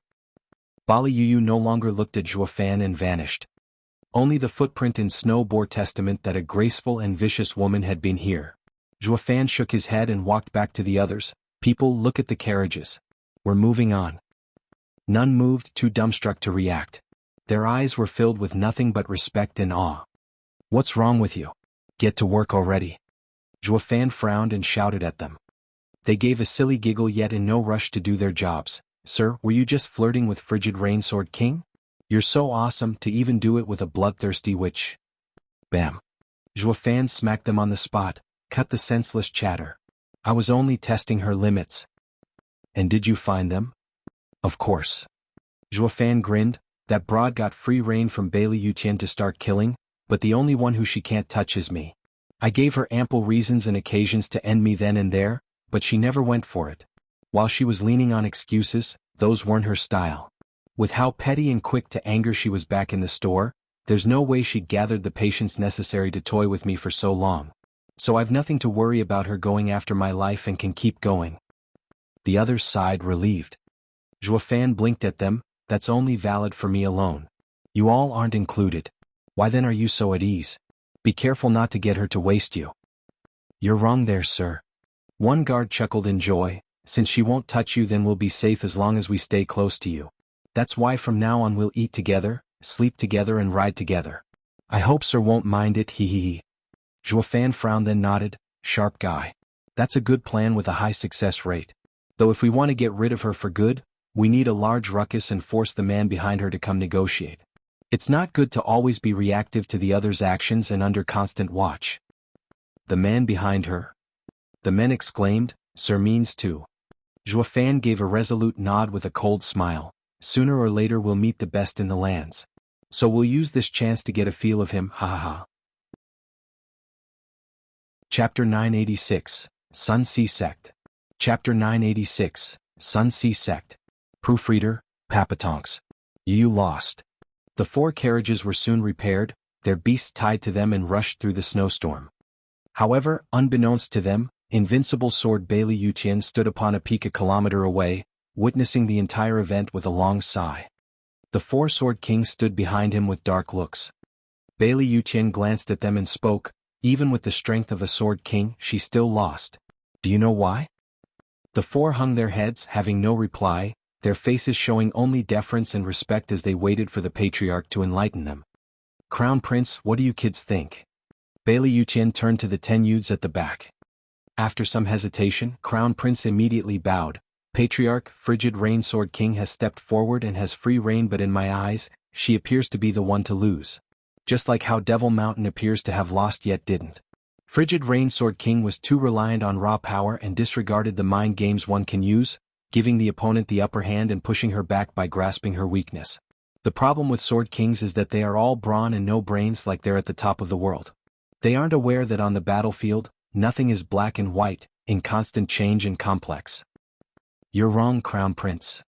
Bailey Yulei interjected before Bailey Yuqian could reply. This world is all about survival of the fittest. The strong don't need convoluted plans.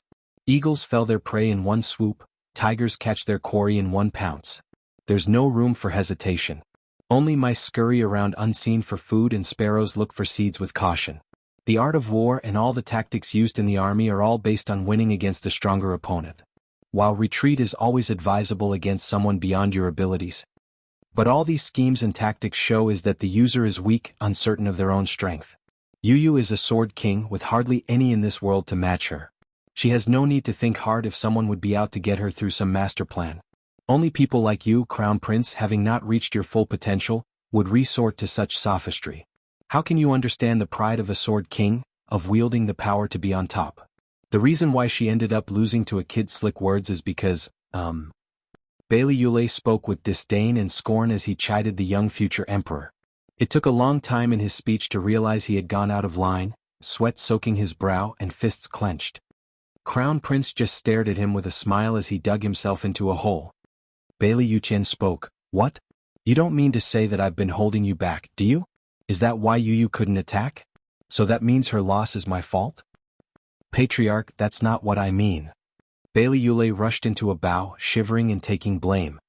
He was only a sword king and had no right to hold the Patriarch accountable for anything. His conceited speech was him running his mouth, letting his overblown pride get the best of him and shift the blame on his boss. He had basically dug his own grave. Crown Prince smiled in ridicule. Thunder Sword King, it seems to me you're not quite at the top, haha. Bailey Yulei's face twisted in rage as he glared, but that was it, waiting for Patriarch's decision.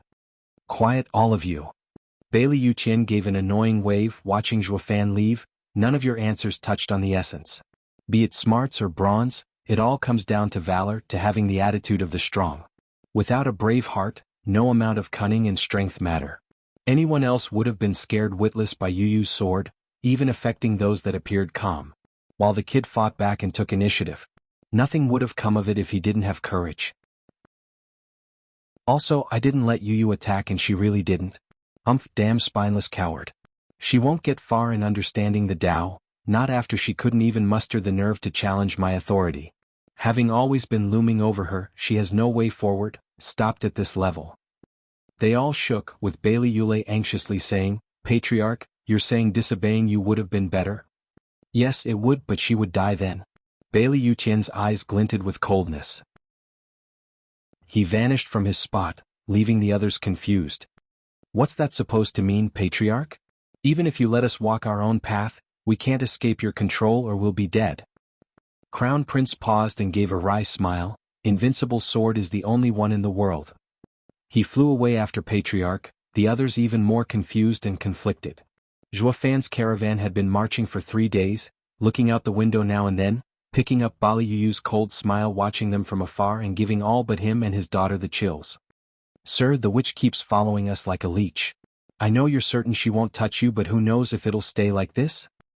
One guard asked Zhuofan for advice. How is Sir going to solve this crisis? Zhuofan's eyes shone and smiled. Nothing to it, since it's almost time. For what? Our first stop of our trading caravan, Sun Sea Sect. He picked his teacup from the radiator and sipped. They all looked clueless. Is Sir planning on hiding there? Nah, can't be. Sun Sea Sect was one of Northern Land's 5 sects, but far beneath even one Sword King. They can never protect us. They were so quick to close their doors when news of 9 Sword Kings came around. There's no way they'll shield a merchant. They couldn't make any sense of his words, but Zhuofan was in no rush to explain, giving an ineffable smile as he looked out the window. In 4 hours before a snow valley, the 4 carriages halted. Zhuofan and the dozen guards stepped out and bowed to the guard outside the valley. The Chen clan caravan is here. I ask Senior of Sun Sea Sect to let us pass. Here is my clan's token. The guard took out his own token, identical to Zhuo Fan's, and threw it behind. It vanished into thin air, coming back only 15 minutes later. The space then warped and the valley had an icy road form in the middle. The guard gave Zhuo Fan a look and nodded. Everyone got in the 4 carriages and entered the strange domain. There was another ripple in the air and the icy road vanished behind them, returning to be a plain snow valley. Whoosh! Bali Yuyu flashed not far away, glaring haughtily. Humph, wanna hide in Sun Sea sect, is it? Then I'll be waiting right here. The first to come out will be the first to taste my blade. Let's see you keep your calm then, brat. Zhuo Fan's carriage just entered and 50 men in the Soul Harmony stage surrounded them with wary looks. The leader was a shifty middle-aged man in white with split mustache to make him look cunning. No need to worry everyone, just the usual trade caravan. Please present your tokens to us as your identities as Chen clansmen. Oh, Executive Chow, who else would we be? We've been doing this route for many times now, hee hee. One guard laughed while giving his token to a disciple. Executive Chow nodded. Oh, Guard Wu, I sure recognize you, having been here many times, but it has been tense lately and it doesn't hurt to be cautious. He gave a look to the men around him and started checking the token signatures with the user to see if no rats slipped in. Everything checked out, following Zhuo Fan's turn as he bowed and presented a jade slip. Executive Chow, here is the caravan roster. You're? I am Chen Fan, Chen Clan Steward. Zhuo Fan gave a weird smirk. Chapter 987, Lamb to the Slaughter. Chapter 987, Lamb to the Slaughter. Proofreader, Papatonks. Frowning, the executive said, Chen Fan? How come I never heard of the Chen clan having someone like you? Hai Cha, I've always been working out in the field and only recently came back at clan head's orders due to these tense times. Executive Chow, it's natural to not know me. Zhuo Fan spoke without any inflection in his voice, while also hinting that the executive hands were tied no matter how suspicious he might be. This is my daughter. I didn't feel at peace leaving her alone at home, so I've taken her along. I hope executive doesn't mind if she isn't on the list. Zhuo Fan called Xiaoer over as a shield, which helped curb Chow's suspicions. What kind of a spy would bring their daughter to work? She'd only get in the way. A shame he had no clue this cute and adorable girl was anything but harmless. Executive Chow nodded. I believe you, but business is business and we must follow protocol in ascertaining every member, haha. Executive Chow gestured and one of his men brought Zhuo Fan's token over and whispered in his ear before sending him off. Chow turned from his man to Zhuo Fan, saying, since coming out of the field, does sir know about the 5 sects tightening their guard ever since Central Area's operations in our homeland? The names and auras of main figures from major clans have all been included for inspection. In a few minutes we will have confirmation, sir. I only ask for a moment of your time. Executive Chow scanned Zhuo Fan for the slightest twitch, to find anything that might give him away. Zhuo Fan was aware of his attempt from the start and Serene Shores Trading made sure everything would check out when they set up his token. He had no doubt in his mind there would be no problems whatsoever.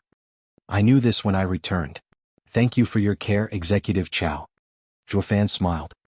Executive Chow blinked and gave a dry smile. With all his attempts at getting a rise out of the other coming out false, he was now pretty convinced Zhuo Fan was who he claimed.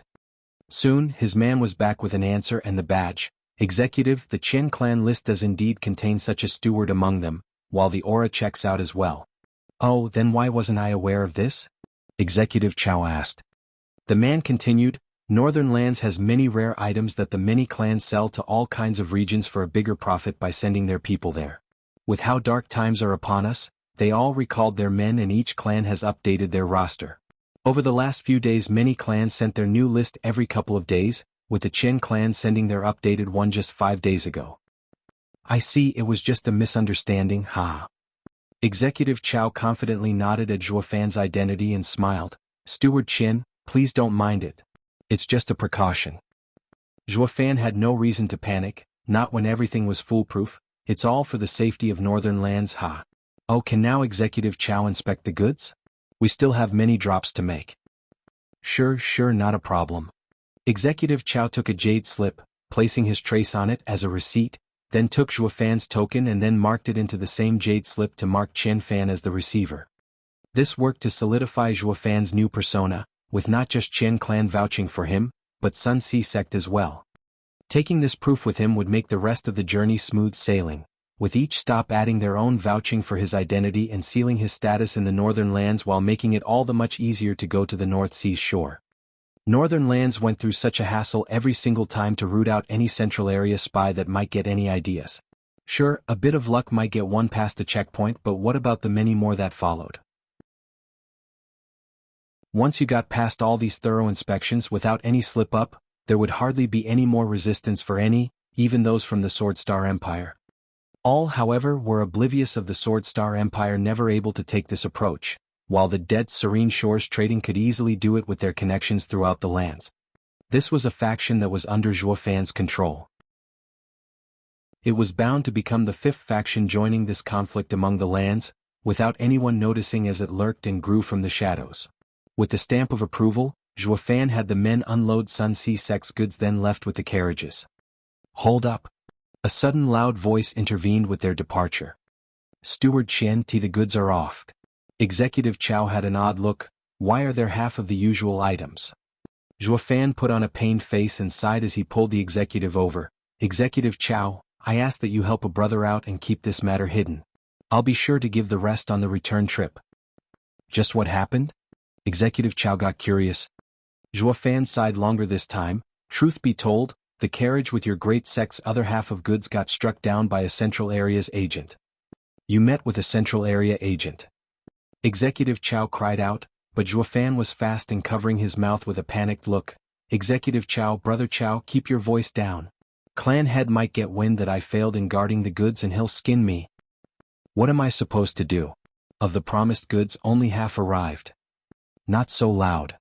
Making a shushing gesture, Zhuo Fan spoke fast. I told you, I'll give the rest when I make a round trip. Your sect doesn't need them right now anyway, and you can store them away. Then I'll come back with the rest and with a little bit extra to repay the favor. Executive Chow frowned hard and shook his head. No, this is too important. The amount is too great and I'll take the fall once it's checked. There's no reason for me to take such an unwarranted risk. Fine, I'll do you one better, but you have to cover for me. Zhuo Fan gnashed his teeth and hesitated before looking pained. That agent is right behind us, meant to target our wares. He first ruined half your goods, and having gotten a taste of destruction, he still followed us, biding his time for the perfect chance to destroy some more. So I plan on capturing him. You know as well as I do what a grand achievement a captured enemy spy will look on your record, especially in these dark times. So I'll share the merit with you. We'll both capture him, and I'll not only be pardoned for my loss of goods but even rewarded for such a feat. The clan would hail me a hero. Executive Chow pinched his mustache, calculating, will it be that easy to get him? When he ruined our carriage, not even my dozen men could circle him with how fast he moved. Zhuo Fan shook his head with a frown. Executive Chow eased a long breath and cursed, since you can't catch him, then don't waste more men over him. Alright, just go, but keep in mind to come back with the rest of the supplies, or I'll take it up with the Chen clan. Hey, you're not capturing him? Of course not, our job is to guard the sect, not catch spies for you. Executive Chow waved impatiently, get going already. The other sect is waiting for your goods. We can't be lax one moment in tense times like these. Be careful on the road. Open up the barrier and let them leave. Yes, sir. Zhuo Fan gave him a long look and shook his head. He went inside a carriage with his men while whining, I say, irking someone is easier than walking. This rotten sect sure is laid back to not even want such a huge achievement. Executive Chow huffed and put on a straight face like he wasn't there. Once Zhuo Fan's caravan was off, Executive Chow gestured and called for 50 soul harmony experts. You guys will be following the caravan. Capture anyone that is sneaking behind it and make sure to bring them back alive. Got that? Yes, Executive Chow. The men nodded, despite their confusion. Zhuo Fan grinned to himself in the carriage. Lighten up. The lambs are out of their pen and straight into the wolf's mouth. Once the witch gets her fill, she'll ignore us. Quiet days await us, boys, ha. The others gave Zhuo Fan a curious look as he stretched in his seat, looking mighty comfortable. Chapter 988, Sheepies vs. Wolf. Chapter 988, Sheepies vs. Wolf. Proofreader, Papatonks. Passing the first stop, Zhuo Fan's caravan continued through the snowstorm, which covered their heavy tracks as fast as they made them. Though even in this weather, one woman with cruel eyes had no trouble following the carriages even in their mad dash through the white desolation. Rotten punk, let me send you off with a bang and a gift easing you of the burden of one more carriage, a couple of spiritual beasts and the extra mouse to feed. Humph. Bali Yu pointed her fingers, readying her sword art with vile intentions. Whoosh. Dozens of men in black landed right in front of her before she could finish the attack. They all regarded her with mockery as they released their mighty auras, showing their obvious intent to take her down. Startled, Bali Yu frowned. And who are you people? You have some nerve blocking my view. Ha, a tiny central area spy thinks that she can just go around northern lands blowing things up like she wishes? Now she's even asking why? You must be blind as a bat, ha. A tall and muscled man stepped forward, sticking out his shredded chest and being cocky on the peak soul harmony stage cultivation he showcased as he jeered along his buddies. Brothers talk. I don't think I've ever seen a dumber spy than her. She just goes wherever, ignoring her surroundings, to make a scene and actually asks who we are. Now isn't that rich? So what do you guys think? Should we educate her better or? A sword energy was released the next second, running him through. He jerked once and stopped, frozen with bug eyes and disbelief. A stronger wind blew over, making his vision split in two, collapsing on the ground in two pieces. His insides were a charred mess, with all the blood evaporated and his soul pulverized. Senior brother. SSS. The other gasped in fright and shock. They turned to Bali Yu with fear, suddenly feeling sorry for themselves. Who the hell is this wench? Couldn't a dozen soul harmony experts scare her off? Why the discrepancy? And there were 50 men here, yet she just offed the strongest of our brothers. Executive Chow even wants her alive. Goddamn frickin' piece of garbage, you expect us to capture that? It's a miracle if we survive. Everyone looked pained at the icy Bali Yu, their knees turned to jelly, their minds constantly cursing and only wanting to flee for their lives. This was supposed to be an easy job of spy capturing, so why did it turn into us going to the slaughter? What normal spy out there even has such ridiculous power? Tucking her hair behind her ear, Bali Yu regarded her prey with deadly charm. I gave you the chance to state your names, but you went on with your incessant prattling, boring me of ever wanting to find out. So I think turning you into nameless graves would be a better fit for you, ha. Whoosh. Bali Yu flicked her hand and a loud boom sounded, submerging the 50-strong soul harmony experts in the snowstorm and then removing them from this earth, leaving behind not even a drop of blood as proof of their existence. Boom. The string of explosions caught up to Zhuo Fan's carriage, shaking it. The guards looked out the window to see where the shakes came from with gawking faces. Sir, just what's happening out there to make such shockwaves? The wolf flipped and had a bonfire for her lambs. Just ignore it and let's go. Leaning on his chair, Zhuo Fan closed his eyes with a weird grin. The others shared a glance, shrugged, and the caravan rumbled forward. While they put this event out of their minds, members of the Sun Sea sect couldn't. More like they had no choice, not with how critical it was. Executive Chow stood before the sect entrance, smug and awfully overconfident in his success. Share merit with a merchant? As if. The moment he heard Zhuo Fan talk about this, his mind was made up on taking the credit of capturing a central area spy all to himself. He never once stopped to think that maybe this was all within Zhuo Fan's expectations, which of course it was. Zhuo Fan had no intent of giving him further info. He only passed on the troubles to this eager scapegoat so perfectly, that if the whole operation went south, there was no one to take the blame other than himself. And by the sound and looks of it, the suffering had only just begun. Executive Chow. A frantic and desperate shout came from a disciple he had just sent, scrambling over to the ever-confident and prideful executive. Executive Chow chuckled and waved dismissively. Did you get him? Haha, it must be one hell of a fish to get you so excited, ha. Where is he? That is not, the guy was such a mess, shaking and stuttering in fear. Executive Chow was annoyed. Well, which one is it? Spit it out. Executive Chow, the fish is beyond big, but what? Too big for us to handle. With a bitter look, the guy found it hard to speak. Senior brother and the others, they had the woman surrounded, but when it came time to capture her, she turned out to be so savage as to wipe everyone out. I had been watching from afar, in hiding before I ran back here. Executive Chow, what do we do now? Executive Chow panicked. Did you say they're all dead? I don't believe it. These are soul harmony experts we're talking about here, with the strongest at the peak even. How can they all just die like that? Wasn't she surrounded by a dozen soul harmony merchants then? She ran off? Executive, might sir have the wrong information? The witch is too strong to be chased away. In fact, we couldn't run away even if we wanted to. The man sobbed. Executive Chow was dumbstruck, but soon it dawned on him, I don't have any way of explaining the loss of 50 soul harmony experts.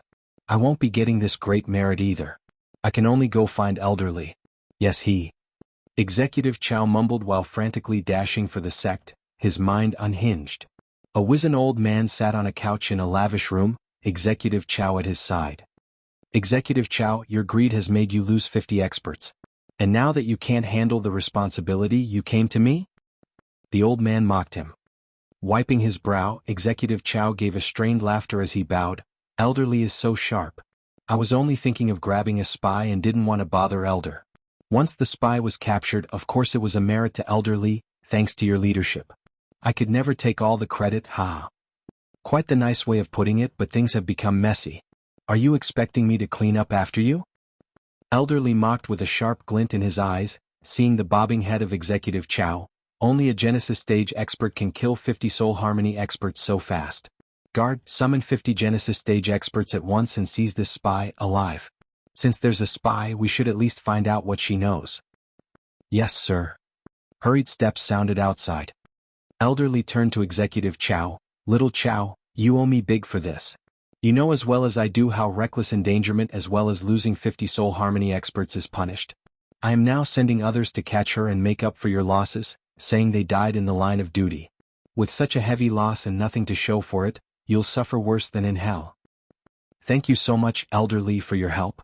I will never forget your kindness. Executive Chow bowed and simpered.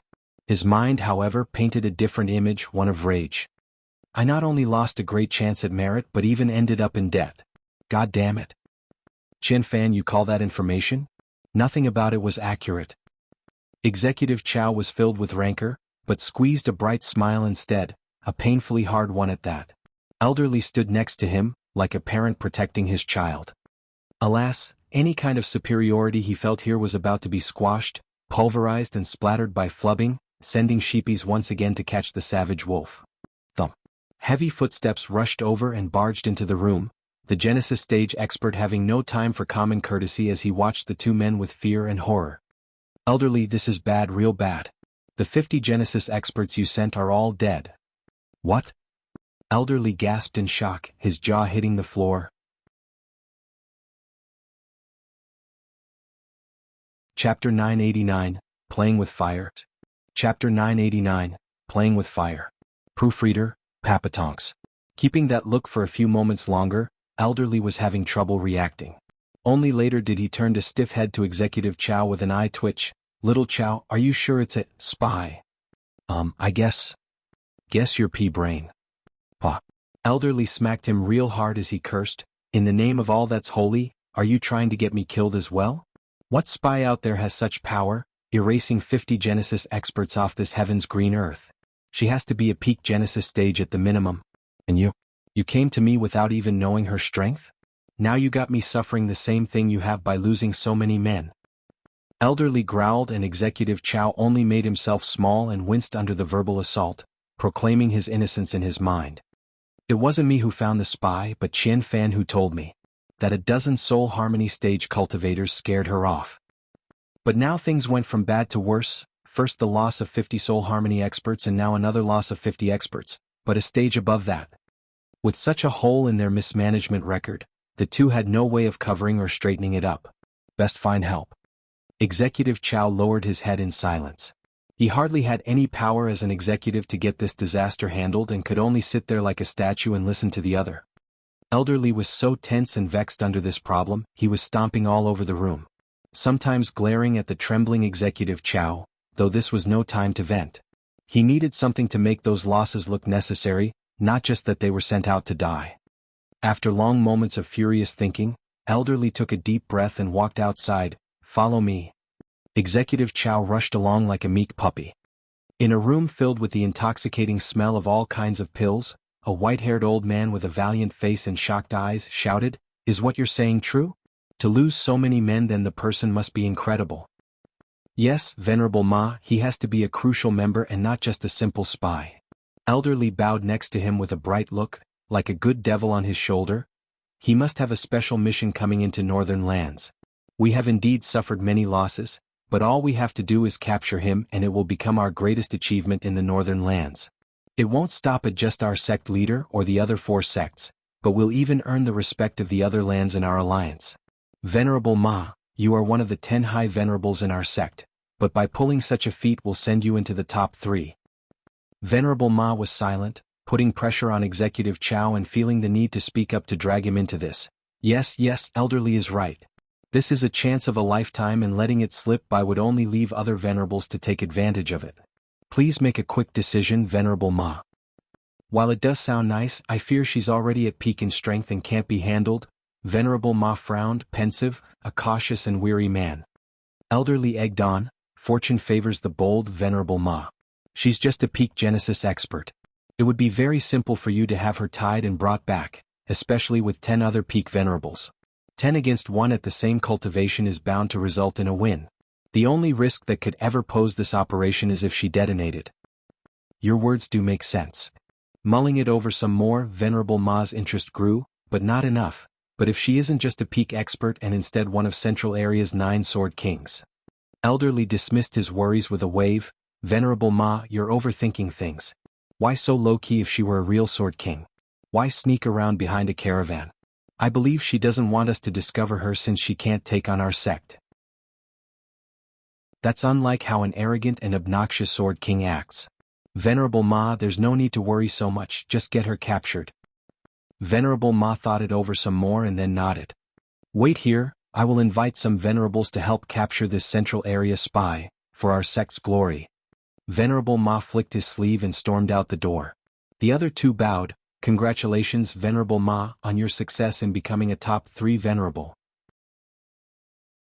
Venerable Ma was gone soon and the duo sighed, damn it, giving the credit to another again. Yeah, Executive Chow mumbled. Elderly's face fell and smacked him again, yeah my ass. Damn useless fool, come, we need to wait at the entrance to congratulate Venerable Ma when he arrives. Elderly, congratulate. That's enough out of you. You still want a bit after all this? You can't have your cake and eat it too. Be thankful if we even get some crumbs. At the very least, we're the ones who supplied this intel. Elderly's brow shook, glaring hard at him and mocking. If we can't even do something as simple as that, we might not even get the crumbs, that old coot swallowing it whole. You might be fine with that, but not I, humph. Elderly flicked his sleeve and left. Executive Chow needed time before finally exclaiming and rushing after him. Of course, with such a big fish, there's bound to be some leftovers, ha. The 2 credit-stealing old men braved the biting winds, the icy snow pelting their skin, waiting with such bravery before the sect's entrance, to sing the 10 venerables' praises upon their return, sucking up to them for even a wee bit of reward. Though reality seldom conformed to people's wishes. As luck would have it, they were up against a mountain so hard, nothing they threw at it put a dent in it. They had been waiting for a full hour before the barrier to the sect opened and the 2 elders lit up, fixing their clothes for their greatest performance yet. What welcomed them was the most familiar and elderly excited Venerable Ma, on his mission to catch the spy. The Venerable, however, didn't look so perky at the elders though. Judging by his ruined clothes, his wretched and panicked return, it was anything but joy among the countless thoughts that ran through his head. Venerable Ma, you. Elderly began with an expected look, did you get her? Venerable Ma dished out 2 heavy smacks on both of them, throwing them off their feet. He did not forget to curse either, you have the nerve to show your faces to me? Screw you and all your kin. Truly there's no one setting you up to fail more than your own dumb people. You came to me to get the spy without even having a clear picture with what we're dealing here? I ought to strangle you here and now. Venerable Ems, you don't mean to say even you fail? Elderly gasped in shock. The sudden warping of the Sun-Sea sex barrier, and its subsequent explosion, cut off his voice. With the vanishing of the barrier, what appeared before them was the picture of Grace in the form of a delicate woman yet bearing cold eyes, her fine features in a mask of anger. Venerable Ma fled without any hesitation, wanting nothing to do with this broad. Whoosh! Thousands of people landed just then as the experts of Sun-Sea sect showed to fight off the invader, unleashing all their power onto the woman. She hardly cared, though, her icy gaze fixed on the frightened Venerable Ma. She was out for blood. Thump. Clear and resounding steps echoed as a middle-aged man in a fancy robe walked before the crowd, glaring at the woman. I am the sect leader of Sun Si sect, Bu Xingyun. Or you miss. Do you not fear death? Bu Xingyun of Sun Si sect? Umph. The woman mocked him. You've got quite the apt name for your situation, unlucky. I have a bone to pick with that brat and have been following his caravan. I have no relationship whatsoever with any of you. Yet why the hell do you pester me time and time again? Buzzing around like flies is starting to piss me off even if you don't. So might as well finish you all off and end this incessant pestering. Smiley face, it's a pun. His name sounds just like the characters for unlucky. Bu Xingyun frowned and jeered. Finish off my sect? You talk a big game. Just who do you think you are, miss? Cease your boasting before you earn everyone's ridicule. The men started laughing in disdain. Only Venerable Ma shuddered in his spot. Chapter 990, Meeting. Chapter 990, Meeting. Proofreader, Papatonks. Who am I? Giving a charming smile, the woman darted her eyes to the fearful Venerable Ma and mocked.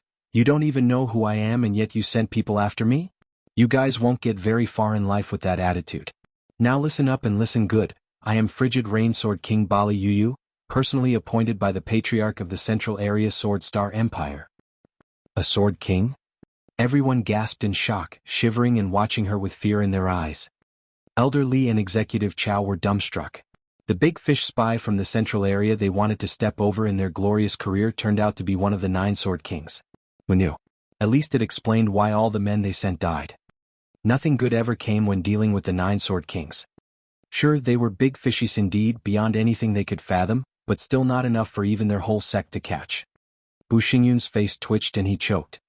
He gulped hard, his heart racing, and snapped in anger. For God's sake, who the hell was the bastard that brought a Sword King over? Show yourself this instant. Venerable Ma stood up in tears and pain. Oh, so it's you, old man? Bu Xingyun growled, wishing nothing more than to end him then and there. The Venerable was quick to get his wits about him, cupping his hands. Sect leader, please wait. It wasn't just me, Venerable whipped his head on Elder Li, slapping him hard and cursing. Damn bastard, what are you doing inciting a Sword King? You had so many of our brothers killed. Venerable Ma, sect leader, Elder Li's lips shook, feeling victimized. Then it was his turn to give a smack to Executive Chow this time, leaving a red print. You good-for-nothing fool. You killed all those Genesis and Soul Harmony experts. Just why have you messed with a Sword King? Executive Chow choked from the tears. Sect leader, Venerable Ma, Elder Li, the intel was faulty. It's not me but the Chen clans, Executive Chow was looking for a scapegoat. Too bad Zhuofan was long gone, leaving him all alone to take this monumental responsibility for this disaster. All he could do was pull a wronged face and explain. A Chen steward told me about this, so I went to capture the Central Area's agent. I didn't know it's a Sword King. Screw you. You actually went and believed some flimsy rumor without vetting it first? You're just asking to be killed. Bu Xingyun cursed louder, then he bowed to Bali Yuyu at once. Frigid Rain Snow King, this is a total misunderstanding born from these mutts' idiotic belief in hearsay. You're free to punish them as you like. Northern lands and Central have yet to wage war. We're only getting ready for it and not starting it. Would you please go someplace else and keep the peace? Bali Yuyu snickered, filled with disdain. Bu Xingyun, you have some nerve. While both sides are about to wage war, you're going for peace. How come? Haha, isn't the issue of the two sides because of Ouyang Lingtian of Sea Bright sect? We have nothing against with your great empire. Spineless coward. Bali Yuyu's eyes shone and spat.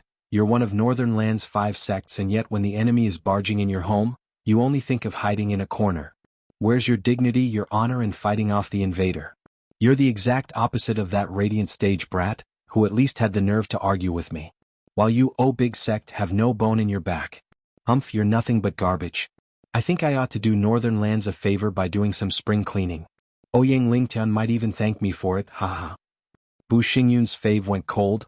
I take it then that miss doesn't want to leave. Take a guess, genius, humph. Then my Sun Si sect can no longer back down. Bu Xingyun barked. Bali Yuyu, I know your 9 Sword Kings are great, but don't think our sect is any weaker. We have hundreds of Genesis experts, with 100 at peak stage. Not even you alone can face such numbers without consequences. You're just a peak Genesis expert anyway. Bali Yuyu rose an eyebrow, mocking, "Would you like to test that theory?" Bali Yuyu's face hardened and the constant snowstorm halted then and there. The skies slipped next with the crack of a silver lightning. Sword energy flared and sent sword waves cutting the air, ripping everything in their path. The snow that dominated the skies so far has turned into a storm of silver, with silver sword waves in every direction one looked. Like expected, whatever the waves touched, it ceased to exist, making Bali Yuyu the overlord of this world, with none escaping from her grasp. Everyone shuddered from fear and chill. Sun Sea sects tens upon tens of thousands strong were nothing but bugs for this woman to squash, at her whim and mercy. Bali Yuyu roared and unleashed all his power at her, with all the other Genesis experts doing the same, ready to die. The heavens were filled with silver waves while the ground was soaked in yuan qi. The collision resulted into a hellscape, shaking everything around them. Zhuofan's carriage was rushing through the snow still, watching at the bizarre event in the sky. He could even see how the air warped, shocking his men. Zhuofan hardly watched out the window, but this time even he was stunned at such power. A Genesis stage expert can wield the power of the world. In a battle between cultivators at this stage, it's all about fighting for control of said power. Bali Yuyu alone in this case has the skies on her side, pushing down on all of Sun Sea sect. They don't have room to breathe, much less use the world's power to fight back. The 9 Sword Kings are as strong as they say. The other men nodded solemnly. The 9 Sword Kings can destroy sects by themselves. Oh! Their amazement was short-lived as their spiritual beast pulling the carriage roared and stopped. It was so sudden, it almost threw its passengers off their feet. Once at full stop, one guard looked out the window then said to Zhuofan, "Sir, there. Here it comes, ha ha ha." Grinning, Zhuofan knew this was a long time coming, unfazed by it as he watched the 10 or so people outside standing before their carriage. The one in the lead was a 3-meter-tall old man, while the rest keeping a respectful stance behind. One guard frowned. "Who are they? What do they want?" "Who we've been waiting for to show up." Holding Qiaoer's hand, Zhuofan took a deep breath and got out the carriage. He regarded the tough old man with glinting eyes. "Invincible sword Bailey Yutian, we meet at last." "What?" The guard gasped in shock. "That's the best in all the lands? What the hell is he doing here of all places?" Wasp. They were still incredulous about this development, with Zhuofan smiling while pointing at the old man's team. "Take a good look around him." The others were frozen in place at the realization. Bali Yuyu's silver waves had been spreading for hundreds of miles from the Sun Sea sect, yet only the space around the old man was still tranquil. It was like the border of 2 worlds, cutting off the ravenous storm outside from the peace within. "I reckon there's only Bailey Yutian on this earth that can overcome a Sword King's power and not letting the world power be disturbed in any way." Looking above, Zhuofan smiled and pulled Qiaoer as he walked to Bailey Yutian without a care. The old man waited for him with a deep gaze. Whoosh. But then, among Bailey Yutian's team, one shot for Zhuofan, bent on murder and rage.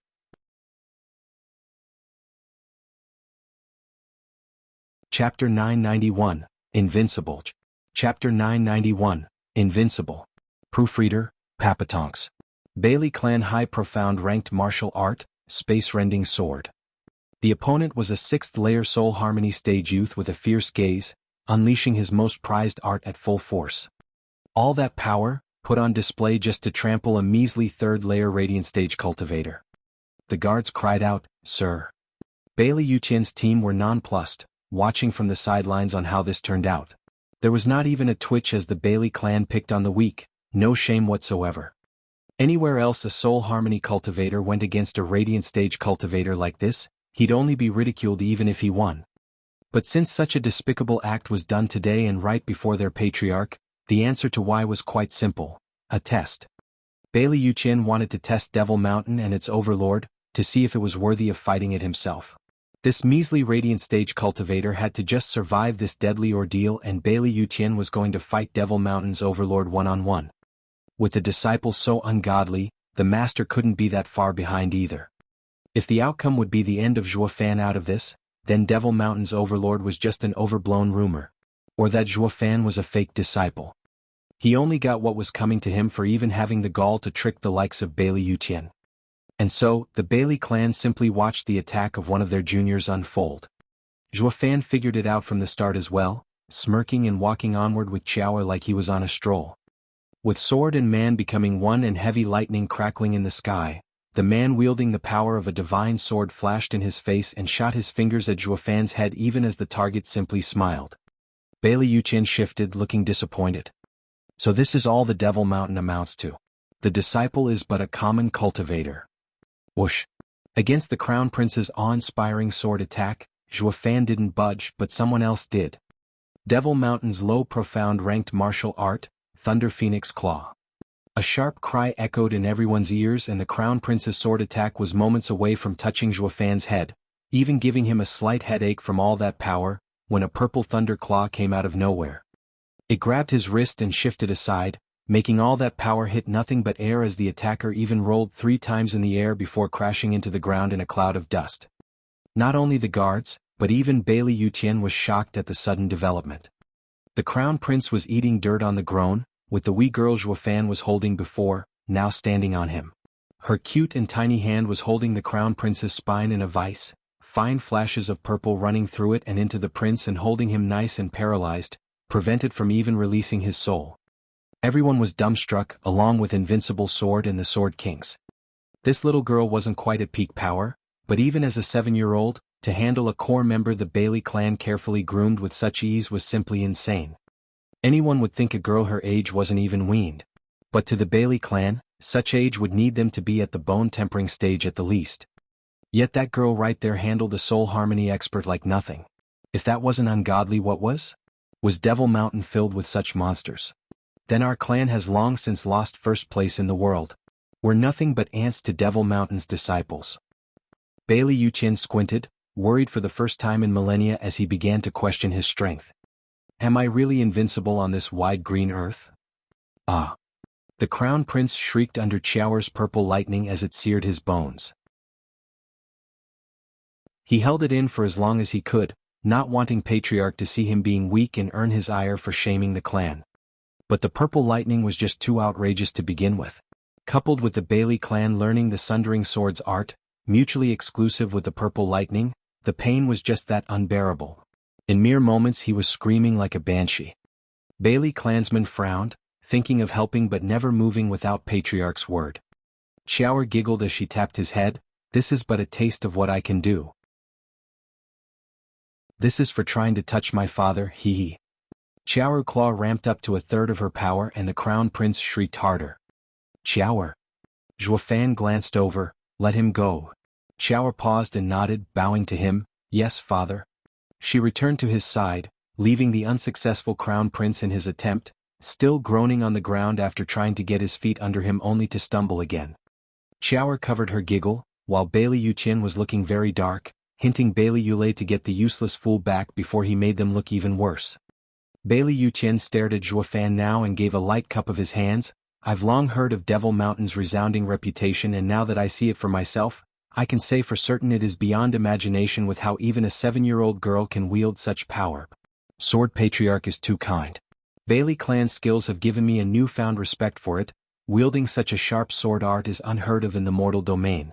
It's all thanks to the girl here that I got to keep my head. Although... Zhuo Fan turned to Qiaoer, Qiaoer, you were still slow there. Do you see the mark on my forehead? We'll resume training when we get back. Qiaoer pouted and bowed, yes father. Bailey Yuqian's face twitched, his heart in anger. The punk knows how to talk. First praising the Bailey clan's skills then chiding his daughter for lack of training. This was a clear disregard to all of them. A child just got a Bailey disciple thrashed in one strike yet he was calling that slow, saying more training needed? If that wasn't disdain, what was? Rotten punk, that's my line. I never thought the day would come I'll have it used against me. God damn it. Annoyed to no end for being served, Bailey Yuqian had no choice but to bottle it in. Till now he was strongest, he mocked the most since no one could do anything about it anyway. But now that Devil Mountain, a fresh and unknown faction, came out of the woodwork, he was left not wanting to get on their bad side, not until he knew the full extent of their power. He had been cocky and strong his whole life, but this invincible sword wasn't so blind from pride as to throw reason out the window and look back in anger. One other reason he didn't let anger get the best of him was Zhuo Fan. He just couldn't see through him even after all the testing he did, first with Bali Yuyu and now himself. He faced everything with unshakable calm.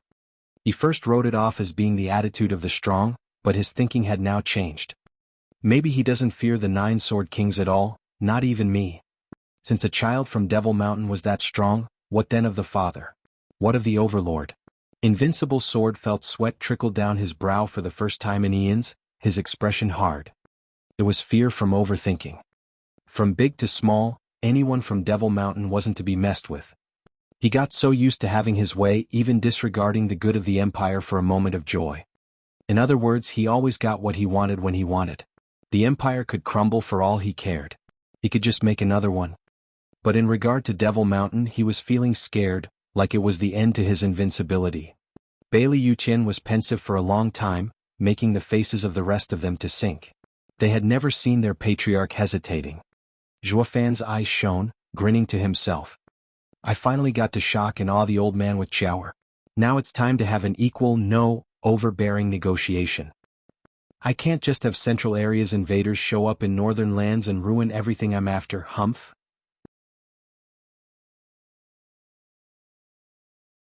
Chapter 992, Sword Patriarch's Fury. Chapter 992, Sword Patriarch's Fury. Proofreader, Papatonks. Devil Mountain has some harsh requirements, I see. Your daughter's attack was excellent, but Sir is still so harsh. Bailey Yuqian gave Zhuofan a long look, assessing him before speaking with a smile. Zhuofan gave a dismissive wave. Sword Patriarch, you don't have to joke. A child only cares about making it passable, regardless of flaws. Education starts from a young age if one wants to straighten her character. This is the only way to remove any laziness and make sure she overtakes her peers. A little devil like that has tons of peers in Devil Mountain? Bailey Yuqian's mouth twitched, his heart sinking. The others' brows shook as well, their eyes widening. Just how huge is this sect? Do these little monsters come in bulk, or what? Everyone there felt a chill down their spines, even Bailey Yuqian and his Sword Kings. It was a downright miracle for a clan or sect to have a monster, but to come out in droves? That was a disaster. The world would come to an end. There was only one invincible sword in the 5 lands, but in Devil Mountain, it seemed to be countless invincible figures. And the more there were of one thing, the lower the title's value. Invincible Sword frowned as he became more distraught the further he talked with Zhuofan.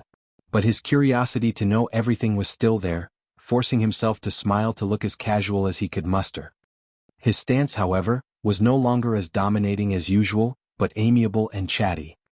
I'm truly amazed with how many talents Devil Mountain has. Bailey Yuqian gave a firm salute, this time as he cupped his hands, watching Zhuofan with a sharp glint. How may I address Sir? What matters have brought Sir here to Northern Lands Outback? Glancing over as he returned the salute, Zhuofan's tone showed no inflection. Sword Patriarch is too kind. I've already stated my name the last time I bumped into your nation's frigid rain Sword King. It's merely Qian Fan. I'm sure you've heard of it by now. As for why I'm in Northern Lands, haha, it has nothing to do with you whatsoever. Patriarch can relax. I find it hard to believe Sir's name to be real, not after becoming Qian's steward right after coming out of Devil Mountain. Bailey Yuqian squinted. I won't be able to sleep well either, not knowing Sir's real reason for coming here. You might be against my people for all I know. As Devil Mountain has shown itself in Western Lands, I have to be on guard. Bailey Yuqian gave Zhuofan a firm salute, holding as much courtesy as demand. Sir, I ask that you help in easing my worries and not lead to any friction to happen between us two. Isn't Devil Mountain's age-long absence from the 5 lands matters proof enough? Zhuofan gave off an ineffable feeling with his casual demeanor. Sword Patriarch need only worry about his matters. So long as you don't disturb us, each will go their own way. Farewell. Zhuofan nodded and pulled Chower back to the carriage. Bailey Yuqian wasn't finished, cupping his fist so hard he unleashed a tremendous aura upon the world, ringing the ears of the Soul Harmony guards and making their hearts race. As for the 3rd-level spiritual beasts, they were so scared they collapsed on the spot and shivered like leaves. Pausing, Zhuofan's eyes grew cold as he spoke. What's this about, Sword Patriarch? Nothing much, I just feel awful that by not knowing your great sect's goal here it will cause a misunderstanding between our factions from which neither can recover. I just want to be clear on this in consideration to everyone's situation. Bailey Yuqian stared at Zhuofan's back, waiting for his reaction. He needed to know Devil Mountain's aim and wouldn't have no for an answer. It was imperative to know whether they were against them or just passing by. It just didn't sit right knowing there was such a strong force out there that might just step in when their situation was dire and make them lose everything they worked for. Invincible Sword's grand unification plan had simmered for so long now, and this time there was a high chance of success in one fell swoop. The slightest discrepancy from his goal had to be thoroughly removed. Not to mention he needed to figure Zhuofan out. The kid was incredible, so the father couldn't be far behind either, but it still paid to know the details. For the next time he would have to deal with Devil Mountain, he wouldn't be plagued with so many unknowns. His clasping hands were done harshly on the surface, to crush stones and the earth, but hid a softness within that didn't even hurt a fly, a calculative and subtle intent. For a 10,000-year-old monster, he had gone beyond being a martial fanatic, having gained a shrewder side over the ages. Zhuofan took a deep breath and nodded. Indeed, Sword Patriarch is undoubtedly right in this point. Devil Mountain doesn't want anyone to disturb us in this affair either. Haha, Sword Patriarch, you can relax knowing that our aim isn't the same as yours, you who want to unify the lands and take the 5 divine weapons. We are only after one thing: North Sea Demon. The North Sea Demon? Bailey Yuqian and the 4 Sword Kings gasped. That same demon had wiped the floor with the best in northern lands, Ouyang Lingtian, on the same level as a Sword King. What made it worse, the demon did it in one blow too. Bailey Yuqian believed it would be a hard battle even for him. By having fought with Ouyang Lingtian several times already, he had an idea where to place the Sea Demon, thus his current judgment. The 9 Sword Kings were nothing to him, but they could hold on for 5 hits at least, 10 for the most promising ones. The fact the Sea Demon beat up someone of that caliber in one strike showed just how strong it really was. Sure, 5 hits or 1 hit might sound semantics to the average man, but this slight difference belied the outrageous gap in strength. The 5 moves for the 9 Sword Kings was the utmost limit to Invincible Sword, one that he strove to improve despite the toil it entailed. Yet that Sea Demon could do it in one from the start. That was just insane. This meant the battle was over before it began. Like a 3-year-old meeting the demon, finished in one move. And the same applied to Profound Heaven Stage, Radiant Stage, as well as the 9 Sword Kings. Maybe even Invincible Sword would be lumped in as well. The first move was insurmountable by all appearances. Only by overcoming this trial one could finally gauge the Sea Demon's strength. While Invincible Sword already felt confident he could do it. So he had come here with the intent to have a go at the demon, to see where he was, what he was missing and where he could improve. But now Zhuofan just stated the Sea Demon as his goal, stunning Invincible Sword, asking in haste, "Sir's aim is the Sea Demon? What are you going to do? Subdue him?" Zhuofan had no qualms about blurting out this huge lie, since there was no harm in talking big. The fact he said it with a straight face only made it more believable by everyone there, looking at him like he grew a second head. Invincible Sword gasped, "Subdue? But he is a monster that beat Ouyang Lingtian. Why can you do what he couldn't?" "Why?" Zhuofan smirked, "Because we're Devil Mountain." Zhuofan held shower as he walked to his carriage, leaving Invincible Sword dumbstruck. Is Devil Mountain that great?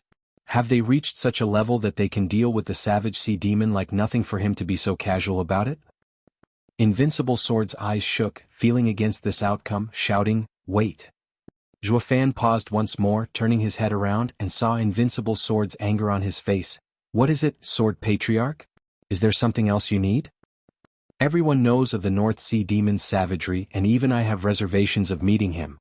Bailey Yuqian's eyes shone as his face was cold, releasing his aura to the extent the world dimmed as purple lightning crackled now and then.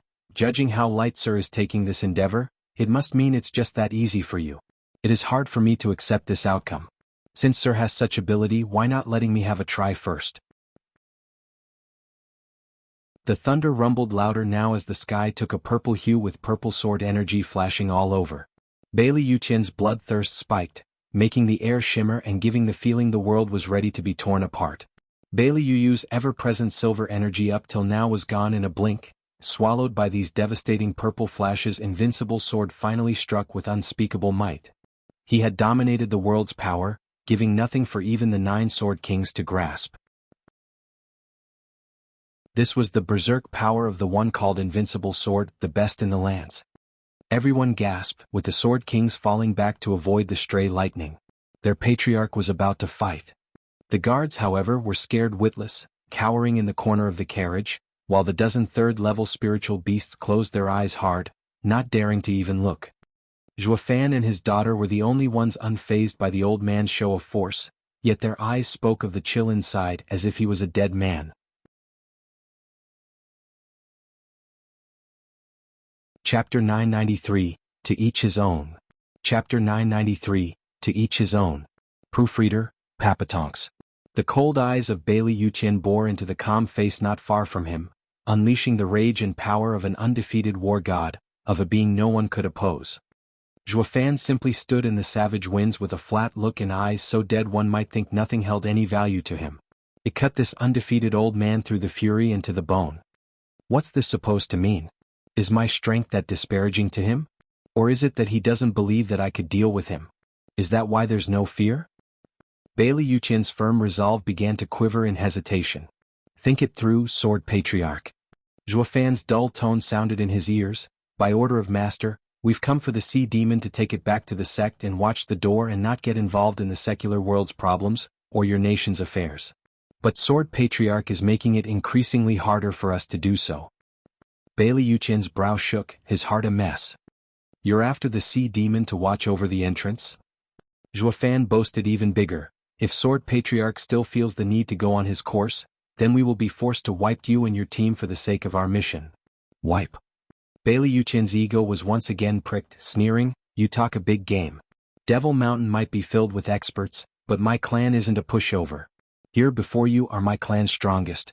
How are you going to wipe them? Fan took a deep breath, then sighed in disappointment, you poor ignorant mortals, utterly blind to the vastness this world has. I had some hope for you who stand at the top of the mortal domain, expecting you to at least glimpse into the truth, but you just proved to me how utterly clueless you are of your inferiority, and with such arrogance too. Devil Mountain will remove you to the last one, no exceptions, the same way it did with the 5 sects in Western lands. It is hard by myself to get you all, so I will just have to use the treasure Master left me. It was meant for the North Sea Demon and would be a bit of a waste using it on you, but since mortals are so ignorant they insist on damning themselves. Fan held out his hand and the thunder ring flickered, releasing an aura of dread and horror, ready to unleash apocalypse. Bailey Yuqian's heart jumped, his brow soaked. He knew next to nothing about Devil Mountain's power, and this unknown made it all the more terrifying to him, further amplified through Fan's casual act and the 7-year-old girl's insane strength. For the first time, this unrestrained invincible sword felt utter regret. He had been too impulsive, letting anger get the best of him because of his wounded pride. The fact that this man before him had something that could deal with the sea demon, then using it on his group couldn't be easier. Especially since the man said that it could wipe them all out. Bailey Yuqian was sweating buckets, with his sword kings looking grave and scared as they staggered backward. They now had another figure to fear besides the invincible sword, and he unleashed his power on them. Invincible sword Bailey Yuqian, it was nice knowing you while it last. Fan regarded him with dead eyes as his ring shone in a golden curtain of light, unleashing its scorching heat. Bailey Yuqian was frantic in stopping him. Wait, hold on. Why, does Sword Patriarch have any last words?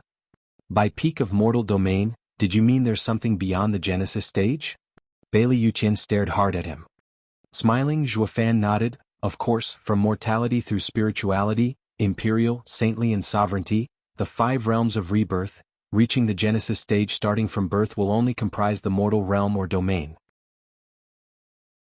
By going beyond this stage can you shed the mortal coil and into the Spirit King stage, wielding the power of the skies and having endless lifespan, casting away the 5 declines of heaven and man. Sickness and aging will no longer plague, only divine tribulation. And this is but the first and meager step on the path of true cultivation. And by stepping into the sovereign stage, you shall be immortal, undying and indestructible. Those reaching such fabled profound cultivation have been few and far in between. Smiley face. It refers to a concept from Buddhist philosophy, the 5 realms of existence in the cycle of rebirth or samsara. Each realm is associated with a particular type of existence and level of consciousness. The realm of gods, heaven, realm of humans, realm of animals, realm of hungry ghosts and the realm of hell. There's a stage that high? Bailey Yuqian shuddered at the news, while the other sword kings were left speechless. Fan chuckled. Sword Patriarch, anything else you'd like to ask? No. Let's continue. Hold on. Bailey Yuqian waved his hands around once again. Having heard such a huge secret, His usually dead heart throbbed in his chest, his eyes eager. What is Devil Mountain? Does it have people that have overcome the mortal domain? Zhuofan shook his head. That's a secret and can't tell you. But since you're about to die, it won't make a difference.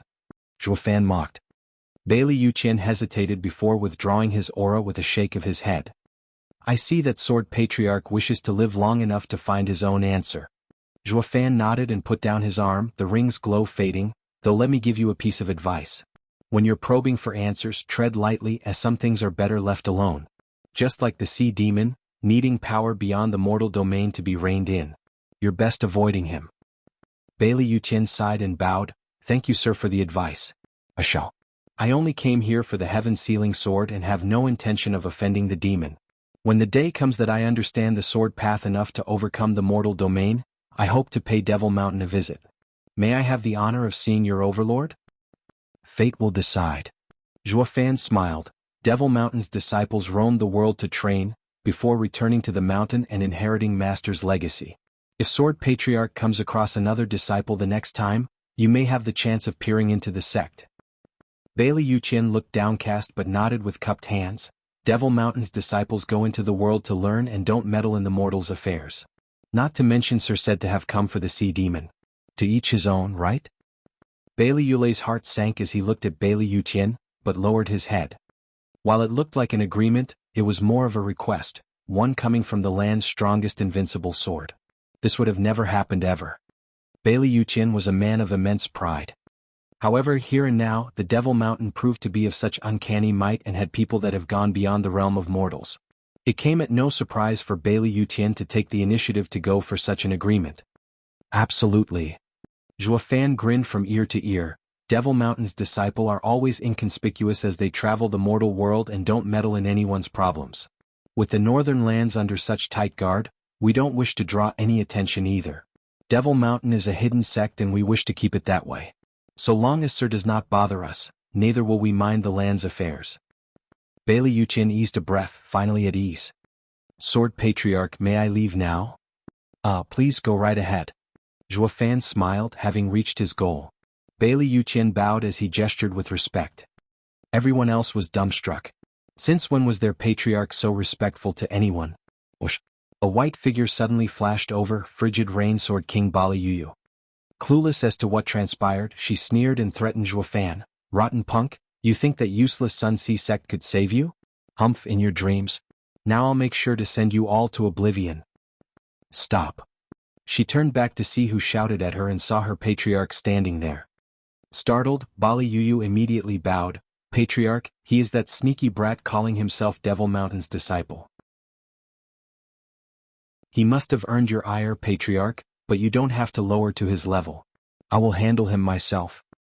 Bali Yuyu pointed again, ready to strike and exact revenge. A bam resounded just then and she was thrown into the air like a rag doll.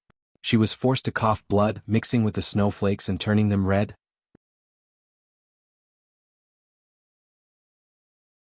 Chapter 994, Sword King Joining In. Chapter 994, Sword King Joining In. Proofreader, Papatonks. The soft figure rested harshly on the white and red feathery snow, jerking now and then as Bali Yuyu cranked her head up to see Bailey Yuqian's icy and reproachful glare meeting hers. Patriarch, why? Bailey Yuyu was utterly confused. Bailey Yulei sighed and walked over to help her up. Bailey Yuqian's icy tone came again. Yulei, who said you can go? Bailey Yulei flinched and halted with another sigh. He gave one sad look to Bailey Yuyu and shook his head before going back to his spot. Things have changed. Patriarch finds the kid untouchable now, but you just had to raise your hand. That dreaded power from his ring aside, just his expounding on the realms of cultivation is enough to have Patriarch change his mind about attacking him, let alone us. He truly is an untouchable deep mystery. It was the unanimous answer they all reached, with only Bailey Yuyu, the new arrival, being in the dark still. Sister Yuyu, are you all right? Looking from her to the Patriarch, Zhuofan smiled and walked over with a helping hand to Bailey Yuyu. Don't mind it. If others won't help you, I will, haha. Pa. Bailey Yuyu slapped his hand away and glared with hatred. Beat it. Yuyu? Bailey Yuqian glared. Is this how you thank Sir Qian's consideration? I don't remember ever having such a rude and brash clansman. Should I get my whip? Bailey Yuqian cupped his hands to Zhuo Fan. Sir, she's always like this, stubborn and rude. Please don't mind it. It's fine. What sort of king would the 9 sword kings be if they don't have some form of pride? Ha ha ha. Zhuo Fan clapped as he laughed, then returned the gesture. Sword Patriarch, since we've reached an accord, it's time for me to go. Zhuo Fan took shower back. Bailey Yuqian's eyes darted all over in thought, then he shouted, Sir, I'd be most conflicted if I don't at least make up for Yu's crass behavior. Why don't I let Yu accompany you, helping Sir in his mission? That should make up for all her transgressions. What do you say? You want me, with him? Patriarch. Bailey Yu shrieked and looked from Zhuo Fan to Bailey Yuqian, her eyes gleaming and begging for mercy. Bailey Yulei shuddered from disbelief. What's Patriarch after? Zhuo Fan paused again just as he was about to take the first step on the carriage. He looked back at Bailey Yuqian with sparkles in his eyes and a beaming smile. Sword Patriarch, I am very much thankful for that, but I'm used to going alone. It'll be awkward having a travel partner out of nowhere. Also, it'll be so strange to have a great and revered Sword King as a mere travel buddy. Sir, please don't refuse my good intentions. Bailey Yuqian waved nonchalantly and said gravely, Sword King Yu is strong enough to give Sir no trouble at all. In the case that something does happen, Sir can just ignore it and leave it to her. I don't have Sword Kings that can't even look after themselves. As for status, haha, in my eyes Sir is far nobler. Please don't shun my deepest sincerity, Sir. Zhuo Fan looked pensive. That's not exactly good. Sir, if you refuse, you're making me look bad. Bailey Yuqian huffed in fake anger. We've reached an agreement to stay out of each of our ways, but by refusing me now is disrespecting me. I will even take it as a provocation. I can't vow I'll be a complete bystander when things get tough for you and your mission, Sir. I've gotten used to being reckless, and regardless of the 5 divine swords, I don't shy away from being self-destructive sometimes. But if I'm rash, could Sir be as well? What would your honorable master say? Zhuo Fan gave him a long look, then shook his head. Sword Patriarch is quite persistent with his help. That am I perhaps obliged to accept? Or is it that regardless of the price you'll pay, you'd still choose to be my enemy? That's exactly the idea. Invincible Sword was blunt. Zhuo Fan nodded. Fine, I agree then. Men were leaving. And you, frigid Rain Sword King, hop in. Or you'd rather follow behind? What? Everyone froze in place. Bailey Yu gave a confused look to her patriarch. Why am I? Bailey Yulei frowned, but they took the outcome much better than those guards, who looked at frigid Rain Sword King like their executioner. They could even feel a chill brushing their fair necks. Zhuo Fan hopped in first, with the guards rushing behind him. Bailey Yuqian glared at Bailey Yu. Don't just stand there, follow Sir Qian. You are to listen to his every word you hear. Or you'll have to answer to me, is that clear? Bailey Yu's face twisted. How on earth did it turn from hounding him to following him? But orders were orders, and she had to bend a knee. After squeezing all that anger and hatred, and who knew what deep inside, she bowed with cupped hands. Yes, Patriarch, I obey. Bailey Yu entered the carriage, and the spiritual beasts were soon moving, taking their masters deeper into the snowstorm. Bailey Yulei walked next to Bailey Yuqian. Patriarch, why would you insist for Yu to be by his side? What are you after?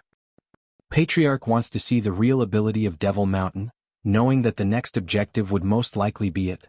The Crown Prince smiled from the side. Nodding, Bailey Yuqian sighed. Crown Prince is sharp to see my intentions. On my journey I have formed a sect, gathered experts, built an empire. Everything a true man of power would do, I have done it. With the 5 lands on the verge of being won, my only adversary would be heaven, to challenge my understanding of Tao. But with how vast it is, the difficulty is just as high. It never occurred to me that a new objective sprung up, a hidden sect, Devil Mountain. The world has 5 more stages for us.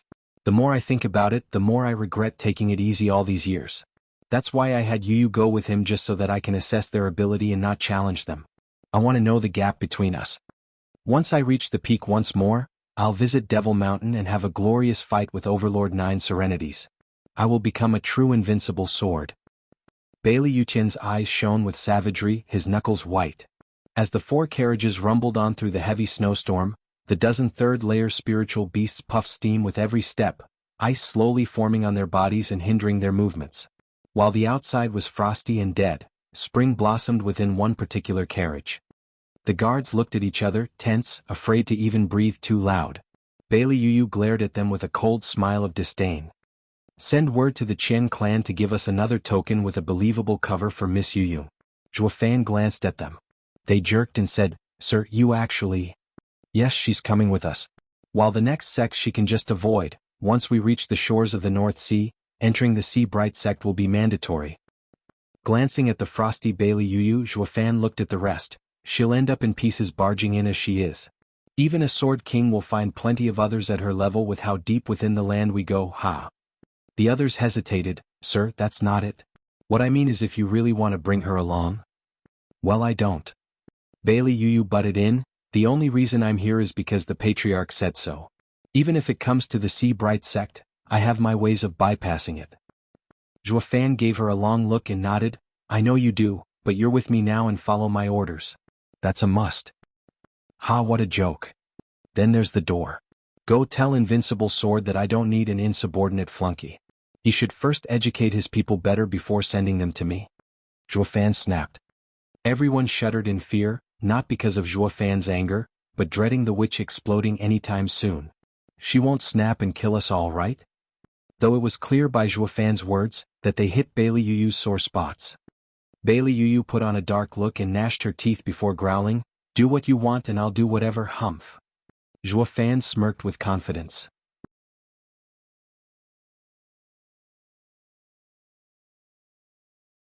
Chapter 995, Yielding. Chapter 995, Yielding. Proofreader, Papatonks. An awkward silence dominated. As the carriage rushed between the snowflakes, the mood inside was strained to say the least. Ever since Frigid Rain Sword King joined the party, the others felt as if a viper was looming over them, shivering constantly.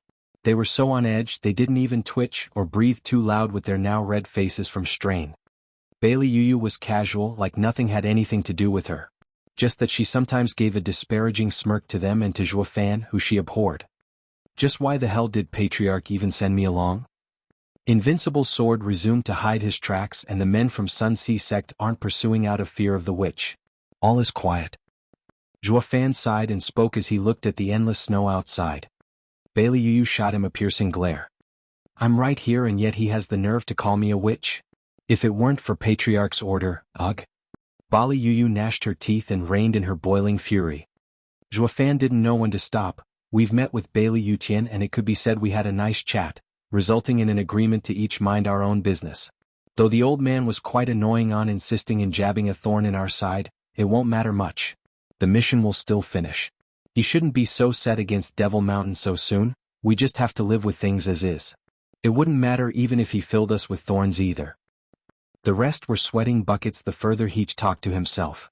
They just kept hinting at him to stop with painful faces. Dude, that's private talk between brothers. Why do you insist on saying it to the enemy? Are you suicidal? This is a Sword King we're talking about here. You might find life boring but don't drag us down as well. Bam. It came at no surprise that Bailey Yu's short temper quickly ran out under Zhuo Fan's repeated disdain. She made a hard face at him and cursed, Watch your mouth. There's a limit to my patience. The others shuddered as the witch spewed hellfire. Haha, yeah, if you had any patience you wouldn't be a Sword King. Zhuo Fan just kept on going, but now you're in my employment and you'll have to suck it up no matter how little you have. You best not forget Patriarch's words. He gave you a mission when he sent you to me. It would be a shame to go back empty-handed, no? I've seen the old coot style and I'm pretty sure he won't let it go just cause you're a Sword King, haha. Bailey Yu balled her fists at his mocking grin, spatting, I don't even know what Patriarch wants me to do, but you do. Of course, and so do you.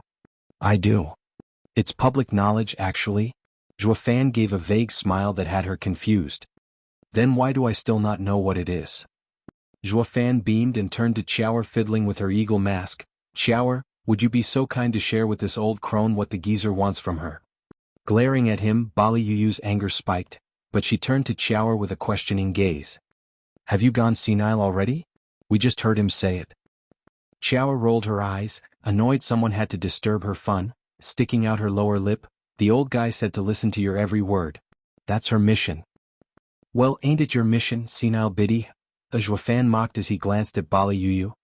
The others were still very much afraid of Bailey Yu's savage wrath, but even they had to stifle a laughter at that.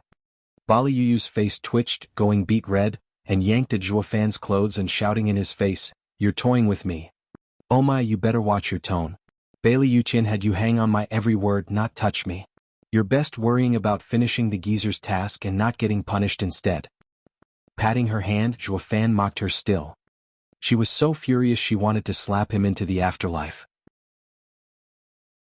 The only thing staying her hand were Patriarch's words. So she could only push Zhuofan aside and grumble into a corner with red eyes and tearing up.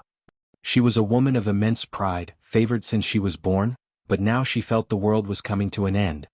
What is Patriarch thinking? Zhuofan smiled and turned to the rest. Frigid Rainsword King has principles, so she won't bother us. We can just ignore her as we discuss like usual. Our goal differs from the central area anyway, so it won't hurt us at all. The guards looked from him to the teary Bali Yuyu and nodded, feeling their admiration for Zhuofan soaring. This lord is incredible, shaking off the likes of Invincible Sword and the Nine Sword Kings with mere words. That worked in removing Bali Yuyu's threat, almost, and the mood became more natural. Sir, having incited the Sun Sea sect to deal with Frigid Rainsword King will give us headaches with Sea Bright sect. How should we proceed? One guard spoke his due. Zhuofan merely smiled. Not to worry, I only stirred them back there, and not had them pushed to attack. Without any evidence they can't do anything to us. You're the one who made them stop me? Bali Yuyu jerked her head around, her eyes still having traces of tears. Zhuofan was quite blunt. Yep, it was becoming a pain to have you constantly on our tail and ruining our stuff, so we let it slip to those guys about you to stall you. Once you started attacking, you'd be sure to make a huge scene too, so big not even Bailey Yuqian could cover, so he had to come out and meet me. That's how I was able to strike a non-aggression pact with the Patriarch. While Invincible Sword had given you free rein to kill, but you're here in hiding after all. Once the noise gets loud enough, it wouldn't stop at fighting one sect, but drawing all of Northern Land strong into this. So I was absolutely positive that when you got back to Patriarch's side, he would give you some heavy punishment. Giving you the right to kill did not mean you can go on a rampage. Now all eyes are looking here, a huge detriment to Central Area's team. So he had enough of your rash actions, sick of you being so bad at your job, and gave you to me to get rid of you, haha. You're full of it. Patriarch would never think of me like that. Bali Yuyu shot down Zhuofan's mockery on the spot. But then she said in confusion, "You just told me your plan. Aren't you scared that I'll tell it to Patriarch? Are you trying to trick him?" Zhuofan shook his head in disdain. "That's why I said you're bad at your job. You couldn't even figure out this simple truth. I was not tricking him but you. Furthermore, your Patriarch noticed this from the start. He knew the moment you made a scene that you lost, so he had to see me fast before the Northern Land strong showed up and wouldn't get another chance. So the question is, knowing his nature and going back to him by making it worse through reporting, how would he deal with you?" "Ah, I heard it was quite the stinging whip he." Bali Yuyu grimaced as she gnashed her teeth. "You're as despicable as that conniving Bailey Jingwei." Zhuofan merely stared at her with bright eyes. He knew exactly why Bailey Yuqian got the Sword King to watch him, to see the limits of Devil Mountain. But with such a strong asset around, it would be a damn shame not to use it. His mind was now filled of countless ideas how things might evolve or devolve. Over the next 3 days the carriages had rode without any issues, only making a stop on the morning of the 4th day, when a guard perked up at the road ahead. "Sir, that's Galefrost Town.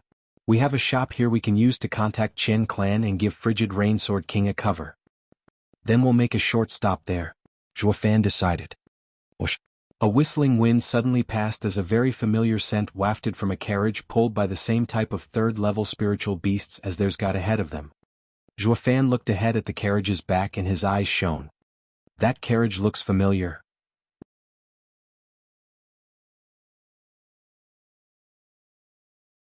Chapter 996. Meeting Immortal Healer Again. Chapter 996. Meeting Immortal Healer Again. Proofreader, Papatonks. The guard noticed Zhuofan's blank look and looked at the carriage going into the snowstorm. "Sir, these carriages are common. Is there something wrong?" "Nothing, just very familiar." Zhuofan was in a dilemma. "I just can't place where I've seen it."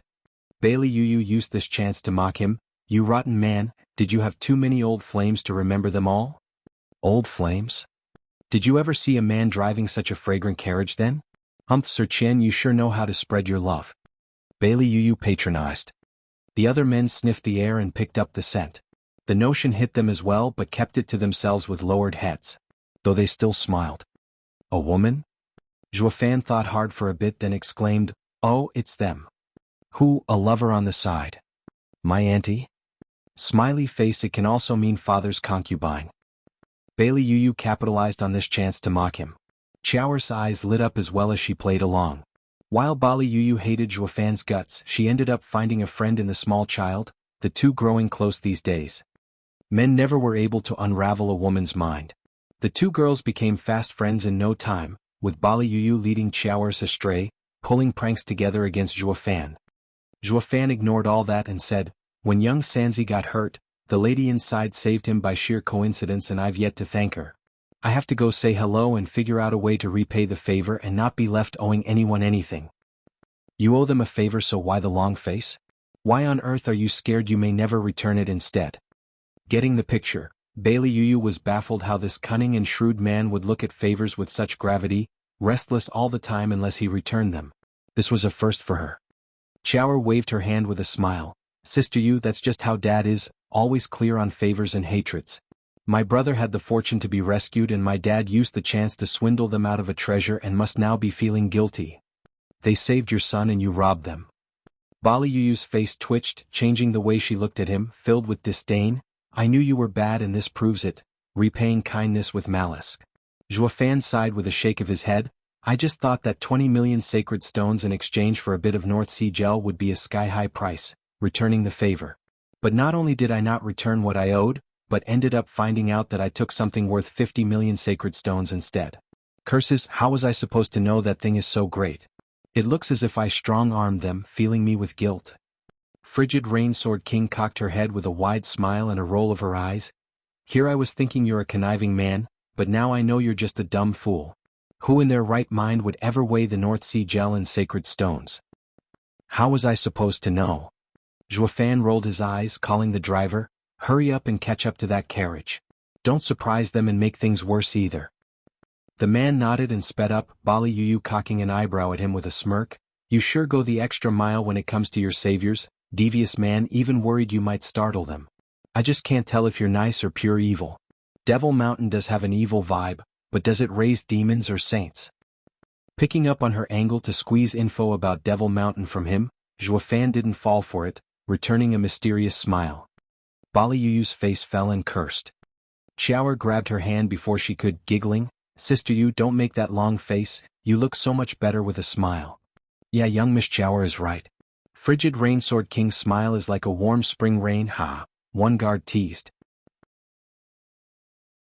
Thanks to Zhuofan's hard work and sharp tongue in putting Bali Yu's nasty temper in its place, everyone pretty much lost their fear of her. Flushing red, Bali Yu glared at him. "Try saying that one more time and see where that gets you." The guy flinched and shook his head around, but the more Bali Yu looked around at the others, the more she found their eyes odd and her face went redder. But then she noticed Qiaoer's bright smile that eased the tension and made her smile as well.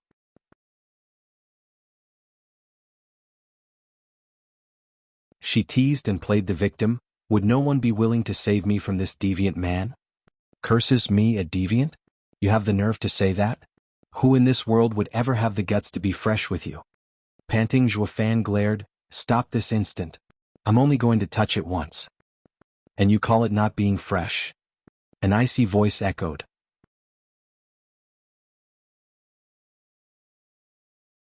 Chapter 997, Misunderstanding. Chapter 997, Misunderstanding. Proofreader, Papatonks. Just as the three were deep in their own drama, the sudden shout had them pause and looked over at an elegant figure watching them with anger and coldness. Zhuofan was stunned by her incredible beauty, almost to Chu Qingqing's level. "There's actually someone on this earth as pretty as my wife." Though his reaction only pissed her off more, lashing at him, "Had enough, Sergu? How do you know me?" Zhuofan started in confusion. On his trip to Central Area, he had borrowed this name from young Sanzi, but how come it reached northern lands? Another lovely lady rushed over and lit up at Zhuofan's appearance. "Oh, if it isn't Gu Yifan, how's your son? My young miss couldn't see you then, but she's still very concerned about the child. She had been hitting the medical books ever since we returned in hope of providing care." "Jouer." The first girl shouted and sent a despising look to Zhuofan. With Sergu's smooth skills, getting fresh with women in broad daylight, it must mean that your son should be skipping about, yes? How else could Sir have the peace of mind to enjoy such activities? What?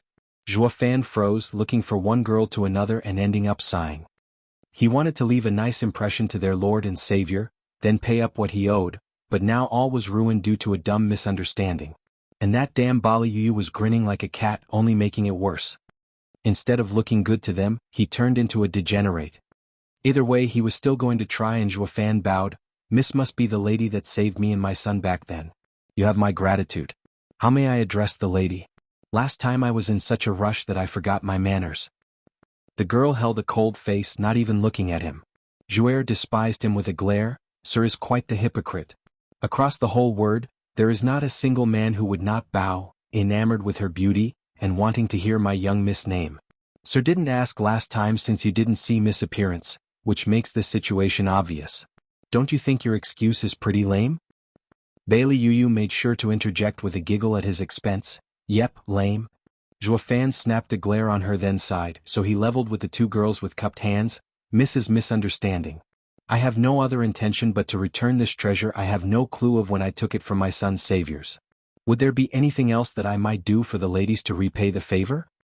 Zhuo Fan took out a gourd and handed it over. Jouer snatched it and gave it a check. Young miss, not a drop is missing. Return it. The young miss icy tone came. You bought it with sacred stones and we have no right to take it. No, those sacred stones are to return the favor, young miss. Zhuo Fan refused. The young miss said, Sir should let me finish at least. It was a transaction and I do not do any returns. Also, I never touch anything filthy. The girl flicked her finger and the gourd flew in Zhuo Fan's hand. Miss, I think you got this all wrong. Zhuo Fan took the gourd and looked at her to explain. What Miss had seen wasn't the truth. I am not that kind of man, it was she. Zhuo Fan pointed at Bali Yu, but she was not about to let this once in a blue moon chance to make his life miserable. So she put on her most aggrieved voice, Miss, I am but a frail and poor woman, yet this savage suddenly started hitting on me. Just look at what he did to my face. Bali Yu pointed at her red and swollen cheek, while slipping a taunting eyebrow in between to Zhuo Fan only. Zhuo Fan's face fell. But no matter how much he seethed, he couldn't let it show. With the whole case clear-cut to Jouer, she cussed, We were wrong in saving you. Forcing yourself on a woman is an act worse than an animal's. Please girl, can't you see I have a daughter as well? What man in their right mind would do something like that in front of their child? Zhuo Fan grew angrier as he shouted and pointed at Xiaoru. Zhu's brow shook, then raged, It's one thing to be vile and another to corrupt an innocent mind. You're nothing but a disgusting brute. Zhuo Fan's lips shook and gnashed his teeth, unable to come up with a proper explanation. There's no reasoning with a woman held some truth after all. Regardless of the ironclad proof you held, they would still not believe you, giving you no chance of defending yourself. Zhuo Fan shook his head, pointing at Xiaoer, Can't you just ask my daughter as to what happened? Gods, you even want to involve a sweet child into your filthy act? You call yourself a man? What could such a young child even understand? And you're now trying to get her to lie for you just to look good? Jouer's imagination ran wild in the wrong direction, twisting every word Zhuo Fan spoke. He gave a slight nod and sighed, Fine then, miss, you're officially my strongest adversary. You win. Think what you want, I give up. Since you admit, then I can't ignore this. The First Lady shouted. Zhuo Fan shook his head. These broads want to force a confession out of me. So now you want to kill me since I admit it? Yes, the life I gave and the evil I sent out will all be taken back personally. The girl's eyes flashed with murder as she struck at Zhuo Fan. A biting wind whistled as the palm came, freezing the area around Zhuo Fan. Yet the sudden ice contained within it strange flames, turning it into a blistering furnace. Bali Yu cried out, Southern Land's high profound ranked martial art of the Murong clan, Glacial Blaze Palm. Your immortal healer Murong Shui? Murong Shui ignored her and her hand flicked. Whoosh. A cold wind had Zhuo Fan trapped in ice, with the flames within it roaming over his body. Whoosh. Murong Shui ignored Zhuo Fan's fate and turned to Bailey Yu with suspicion. You're no common lady to figure out my clan's greatest skill. You're not the victim here, are you? Haha, you know it's a lie yet you still killed him? If you'd have looked deeper you might have picked up on the clues and not have killed the wrong person. With a sinister grin, Bailey Yu sighed and patted Shower's head. Everyone says the Murong clan is righteous beyond fault, saving lives left and right, but then you start killing innocents, leaving this poor child an orphan to wander the cruel world all alone. But you can just come with me now, hi. Murong Shui gave her a cold smile. My clan always strikes with purpose.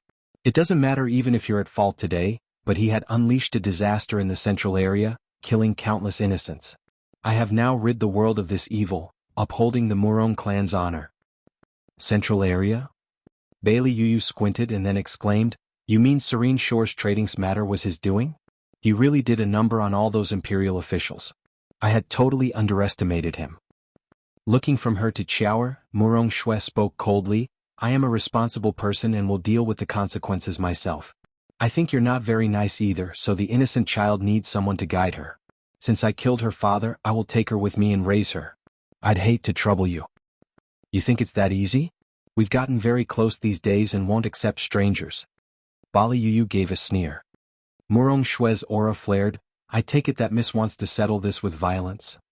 Stop dawdling and attack if you want. You're not your brother anyhow. You're nothing to me.